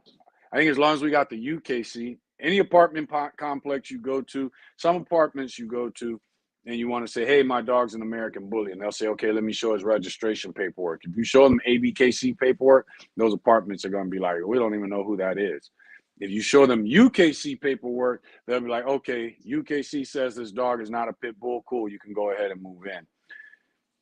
AKC is the same way with some apartment complexes, but other than that, I think if we got UKC, I don't really care about AKC. I don't look at them as more prestigious other than they're on TV and all that good shit. Let's see, but AKC has ruined a lot of breeds, and the Dogo breeders are pissed that their dogs are now accepted by the AKC. So I would say let's find our breed of purpose before we just automatically ruin it before getting it into the AKC. Find something that, American Bullies should be able to fetch the ball 10 times or 5 times on a football field, and figure out something that our breed should be capable of. And then let's go to, the AKC so that they can't ruin it, because they're about to ruin the Dogo. Guaranteed. Let's see. Belinda said you can't start breed clubs when so many people don't want to follow directions or instructions or anything, period, except money. Right. They're in it for the money. And then for a breed club, they're going to have to pay dues, monthly dues, if I'm not mistaken. So that's going to be weird. You know, how do you get these people together? And I don't believe that this is the community to do it. WBA Oscar Gomez, thank you, Taki. I hope I'm pronouncing your name right. Yes, it was I said ABA. I take that back, y'all. Oscar Gomez with the WBA. My bad. Glad you put that in there. ADBA sold out on the true pit bulls. They did. And I don't know if it's this week or next week, and I was supposed to schedule it, but in Dogs of Grit, they are, for those that don't know, we run the Giant XL American Bully Breed Group 2.0 now. We also have had another group, which is actually older than the Giant XL American Bully Breed Group, which is called Dogs of Grit. Dogs of Grit is focused on working breeds. American Bullies are only allowed in that group if they're in the process of working. Band dogs, pit bulls, Rottweilers, guardian breeds, herding breeds. Herding breeds are one of my favorite, even though I've never owned one yet. But you know, the Rottweilers, pit bulls, its focus is on working breeds in Dogs of Grit, but American Bullies are allowed in it, but the dog's picture or video has to be of that dog in the process of working. If I start to see too many American Bullies in there, they'll be stopped.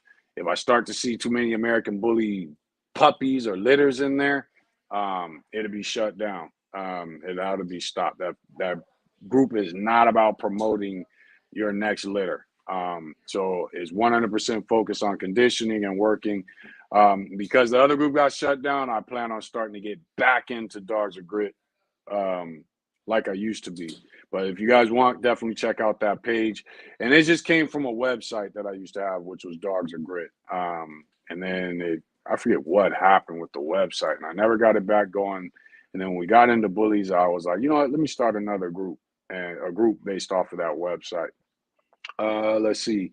Smooth Bully said Oscars is WBA. Most of his shows are out of the country in South America. I've noticed that. I wonder if he's going to bring it to America. He'd be a dope person to interview because he's been in this for a long time. If I'm not mistaken, he either started the first Bully registry or started ABKC. I don't know what the drama and all that stuff is behind that. I don't remember how that all took place. But you know, he would be a dope person to interview when it comes to this breed. And I need to, matter of fact, since I keep saying ABA, I need to look at their website and see what their breed standards are when it comes to temperament and all that in the American Bully. And Zarata said registering with more means your dog can match with more dogs. Exactly. Or compete in more events. Exactly. I'm trying to register my girl with other registries. I think that's the best thing. I think you should automatically be registering with UKC and ABKC. And I think you should start from there. If you've got the money to register other dogs and litters and things like that, then go ahead and start registering. And remember, you don't have to register all your litter with every registry. You can just register some pups in the litter with the registry. So don't get that twisted. I think your mainstay should be UKC and ABKC. UKC because they take bullies and they've been there the longest. ABKC because they've been dealing with bullies the longest. And they're kind of the spearhead. But then from there, I think you should be involved with as many registries as you possibly can, but put your favorite registries as your main priority. Let's see. Kobe West said pound free game always. That's what this is all about. And that's another thing. A lot of you guys want to hit me up for consultations. The best thing you can do is participate in the group or in the lives, and then whatever questions you have, you can ask for free. Going to have to clean up pups up a bit for that. AKC at this point would just, AKC would just laugh. I agree 100%. Sure, we will never see the AKC happen. Maybe if some younger ones get serious, then they may. I'm at 48. I don't think I'm going to be here when they're accepted by the AKC. And if I am, I will probably be in my walker cussing because I've never been a fan of it. So that'll be funny. But Tavares said my last name from my last pup came from Top Dog Bullies. Oh, okay, I didn't know that. Cool. Salute. Let's see here. Captain said, is there a way to tell which puppy will grow to be the tallest? Look at them legs. But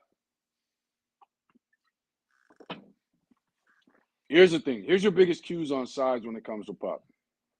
Paws, bone and length of leg. Also the base of the tail, right by the butt. The base of the tail right by the butt. The thickness of it. And sometimes tails will grow, instead of them growing like this and gradually getting thinner and thinner, you'll find where they grow and then all of a sudden there's kind of almost a lump and then it kind of gets thinner. Feel for that along the base of the tail. And if you can get that feel, that'll give you an idea about the thickness. But look for that when it comes to your pups. Now, here's the flip part of that. One of our litters, we had a pup that was the tallest pup in the litter, all the way to 8 weeks old. For a few weeks after 8 weeks old. At some point,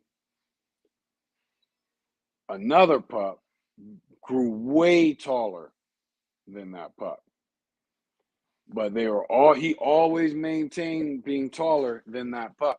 So you take the two tallest pups in the litter, and the tallest always maintained being taller than that second tallest pup. And then at some point, that second tallest pup grew way taller than that tallest pup. That tallest pup just became more massive. You know what I mean? So, but as far as getting an idea, getting a judge, look for that leg length. Those pups that tend to grow those legs faster are the tallest pup in your litter, especially at 8 weeks. And that's why I say with this breed, because there's so many inconsistencies, you want to try to keep your pups for 8 weeks and let them go at 10 weeks. Let everybody, bam, they hit 8 weeks. You make your pick on which pup you're keeping. Now let everybody else come pick the pups that they want and then let them go at 10 weeks so you can see how they're growing. Still be honest and give everybody the pups they pick, even if at 10 weeks, one of the pups is looking better than the one you picked. There's nothing wrong with that. But you get a good idea of what the dogs are going to be at 8 weeks old. It's just about being trained in the eye to see it. The 8 weeks old gives you a good idea of what a pup is going to be. Tuxedo said my pits come with a Tuxedo Pit Bulls pedigree, 6 generations. There you go. I didn't, you know what? I think you said that before, that you were 6 generations in on your pits. That's dope. That's dope. And I hope to be there soon with Bullies. Well, not soon because it's going to be 6 generations. Zachariah said, I'm a working dog man myself, Daryl. Most of these people's dogs live miserable lives. I agree. Even in a lot of the kennels that think they're treating their dogs well, don't allow or enable them to live. That's true. Most of these dogs get kept in kennels and then they're let out. The kennels are clean. When the kennel is finished being clean, the dog is placed back in the kennel and there's the rest of his day. So I agree 100%. I don't believe you should be breeding any dog that you aren't spending time walking, running, playing fetch with, spring pole, flirt pole, putting in your car, taking it places. I don't believe, that should be all a factor in your breedings. And unfortunately, a lot of these dogs are spending time in cages, or rooms, or that's it. Did anyone else see a show recently where this guy was told to get off the table with his so-called bully cat? I swear you can't make this stuff up. What? I didn't see that. Was the cat bully? Hold on. Yeah, I didn't see that show. Zachariah said, plus it builds temperament, which everybody claims they consider first in breeding. They don't. 90% of the bully community does not breed for temperament or consider it in their breedings. They just, as long as, like I always say, as long as the dog hasn't ate a baby, then they consider that good temperament. or breeding for temperament. But it's obviously not true with most people. Exactly. Paw size and maybe forearm. That's another good one. As far as when she's saying making that statement, that's Betsy Spirit Rider. But yeah, paw size and forearm are good things to look at for the size of the dog. I got a pup coming from Real Deal Chocolates. I'm not sure if I've heard of them, Tavares. Um, let's see. Old dude was claiming he's gonna change the game with his bully cat. I want to see this cat. That cat was sickening. Like the fuck. Nothing is safe. I don't think I saw any of this. Y'all got to send me a link to that. What's good, pup betting for pups that I'm about to take from their mom. Okay. I personally, I shouldn't tell the secret, but it's for the breed. All right. Here's my thing. I believe a lot of hip dysplasia and hip issues and stiff stifles, things like that we have with our breed and dogs in general, comes from the way they're being raised as pups from 0 to 8 weeks old. If you notice, nobody pays attention to wolves, coyotes, nothing like that, but they're all born in dens, and none of these dens are on a flat surface. I personally like blankets. Um, what I would advise you do, and I know there's different surfaces. I don't know, I've never used these surfaces that are supposed to help with traction and things like that. What I would suggest you do is find, and it tends to be the older blankets, even if it means you got to wash it and dry it a bunch of times just to get that traction that's there, that lack of smoothness, rough the blanket up, leave it outside in the sun, do whatever it is you got to do. But get some old blankets, towels. And what I like to do is get a kiddie pool or whatever it is you want to put the pups in. But I like the kiddie pool because it's circular. And you can take, and then now you can get kiddie pools that's even a little deeper. But you can take the towels, bunch of towels or blankets, whatever you decide to use, roll them up into rolls. Put that along the sides of the pool. And you want to get a bunch of them going. What you want to create is a dome, upside down dome shape in that area that you're taking them away because you're about to take them away from the mom. This way, as the pups move around, they kind of got to walk up, down, things like that.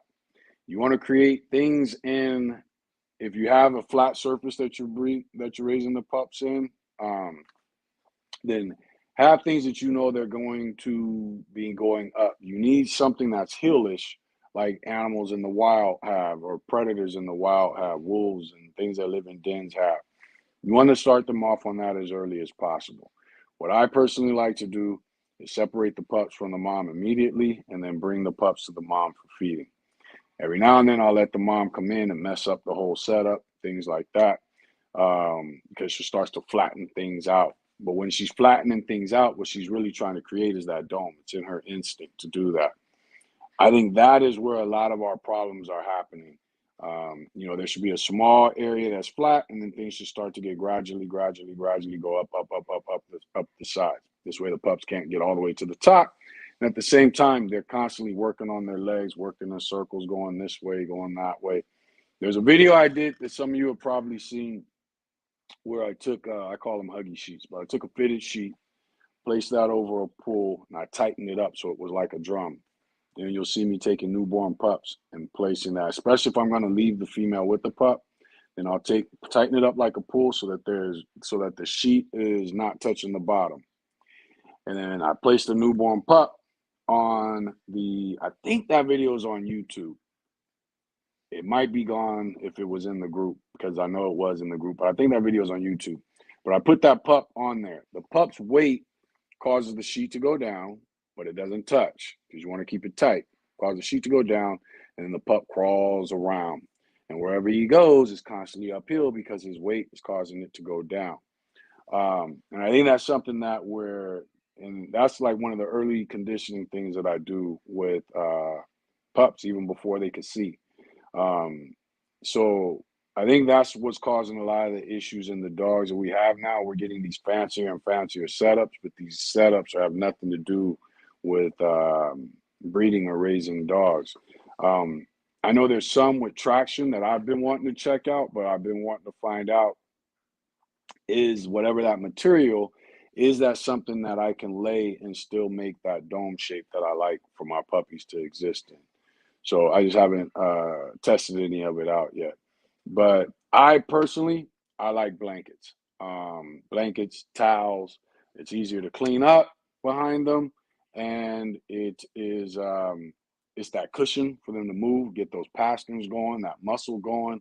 Um, so hopefully that answers your question, and hopefully that helps you. But definitely look around because I know I've been seeing a lot of products out there for traction, things like that. I just don't know how that traction material lays over what I prefer to do with pups. Spirit right. Oh, but make those blankets old and don't clip their nails until they're at least 4 weeks old. People clip dog puppies' nails way too early. Don't clip their nails until they're at least 4 weeks old. But make sure those blankets, towels, whatever it is you're using, make sure they're roughed up. Another good thing is, I'm gonna leave it at that. Let's see. Spirit Rider said Lincoln looked all leggy in the farm. Didn't grow into them till he was 1.5. He's 4 now and finally starting to bulk. There you go. Oh, he's 4 and starting to bulk. Leslie, OG is loosely used. Yes, it is. You know what's funny? Where was I? Anyway, I was in somewhere. I get into it with this young cat, and out of nowhere, this other dude comes out of nowhere. He was friends with the young dude. It was at a liquor store, and they used to do is ask me where I'm from. And at my age, I don't like that whole thing no more. You know what I'm saying? So when he asked me where I was from, I'm like, dude, get out of my face. Take that gang shit somewhere else. But then when he kept asking me and kept trying to press the issue, finally, I kind of got in his face and or started approaching him, and then his friend kind of got between us and grabbed dude, and he was like, "Oh, dude, it's okay, OG." Whoop, whoop, whoop, whoop. Now I know the word OG was meant with respect, and I know it also came out because I got the gray in the beard. But it was just funny to hear him say that because normally I don't hear nobody say that unless it's people that I really, really know that are younger than me. So right now, people just throw that word out there. You know what I'm saying? For any reason, and it is definitely used way too loosely. Let's see. Yes, it is. Bell. Tuxedo said, "I'm OL, old lady." Betsy said, "Me too." Let's see. Where are we so we can get through here? How far behind? We might have to just go ahead and end this because I'm far. All right, let me roll through here. Matter of fact, I'm gonna go all the way to the bottom, see what y'all talking about. Woo, it's a lot of comments. All right, y'all, this is what we're gonna do. I'm gonna go ahead and end this live because this way y'all is in here chopping it up for real. So I'm gonna go ahead and end this live. Anybody, if I missed your question that you may have presented in here, hopefully between Betsy, between Belinda, Pitbull Bell, or Betsy Spirit Rider, Rose Kendall, there's a lot of people in here who know these dogs. Eric Maxwell. Hopefully one of them answered your question. I'm gonna go ahead and end the live, but here's what we're about to do coming up. We're gonna start it in March, but what I want everybody to get in the habit of is going to the Giant XL American Bully Breed Group 2.0. Whatever questions you have, whatever topics you want to be part of the live, make them a part of that post. That post will go in there. I'm going to start making that post on Mondays, and it'll be pinned to the top of the group. So the lives are on Tuesdays. The post is on Mondays. Get in there. On Monday morning, that post is going to go up at some time. I'll share it on my page. I'll try to get it wherever I can. But you can always go to Giant XL American Bully Breed Group 2.0. And that post will be there for whatever topics you want to bring up. And then whatever topics are on there, that's what we're going to make sure we hit. Any random questions are going to have to be answered by people in the comments, or they're going to have to go on the next week's topic poll.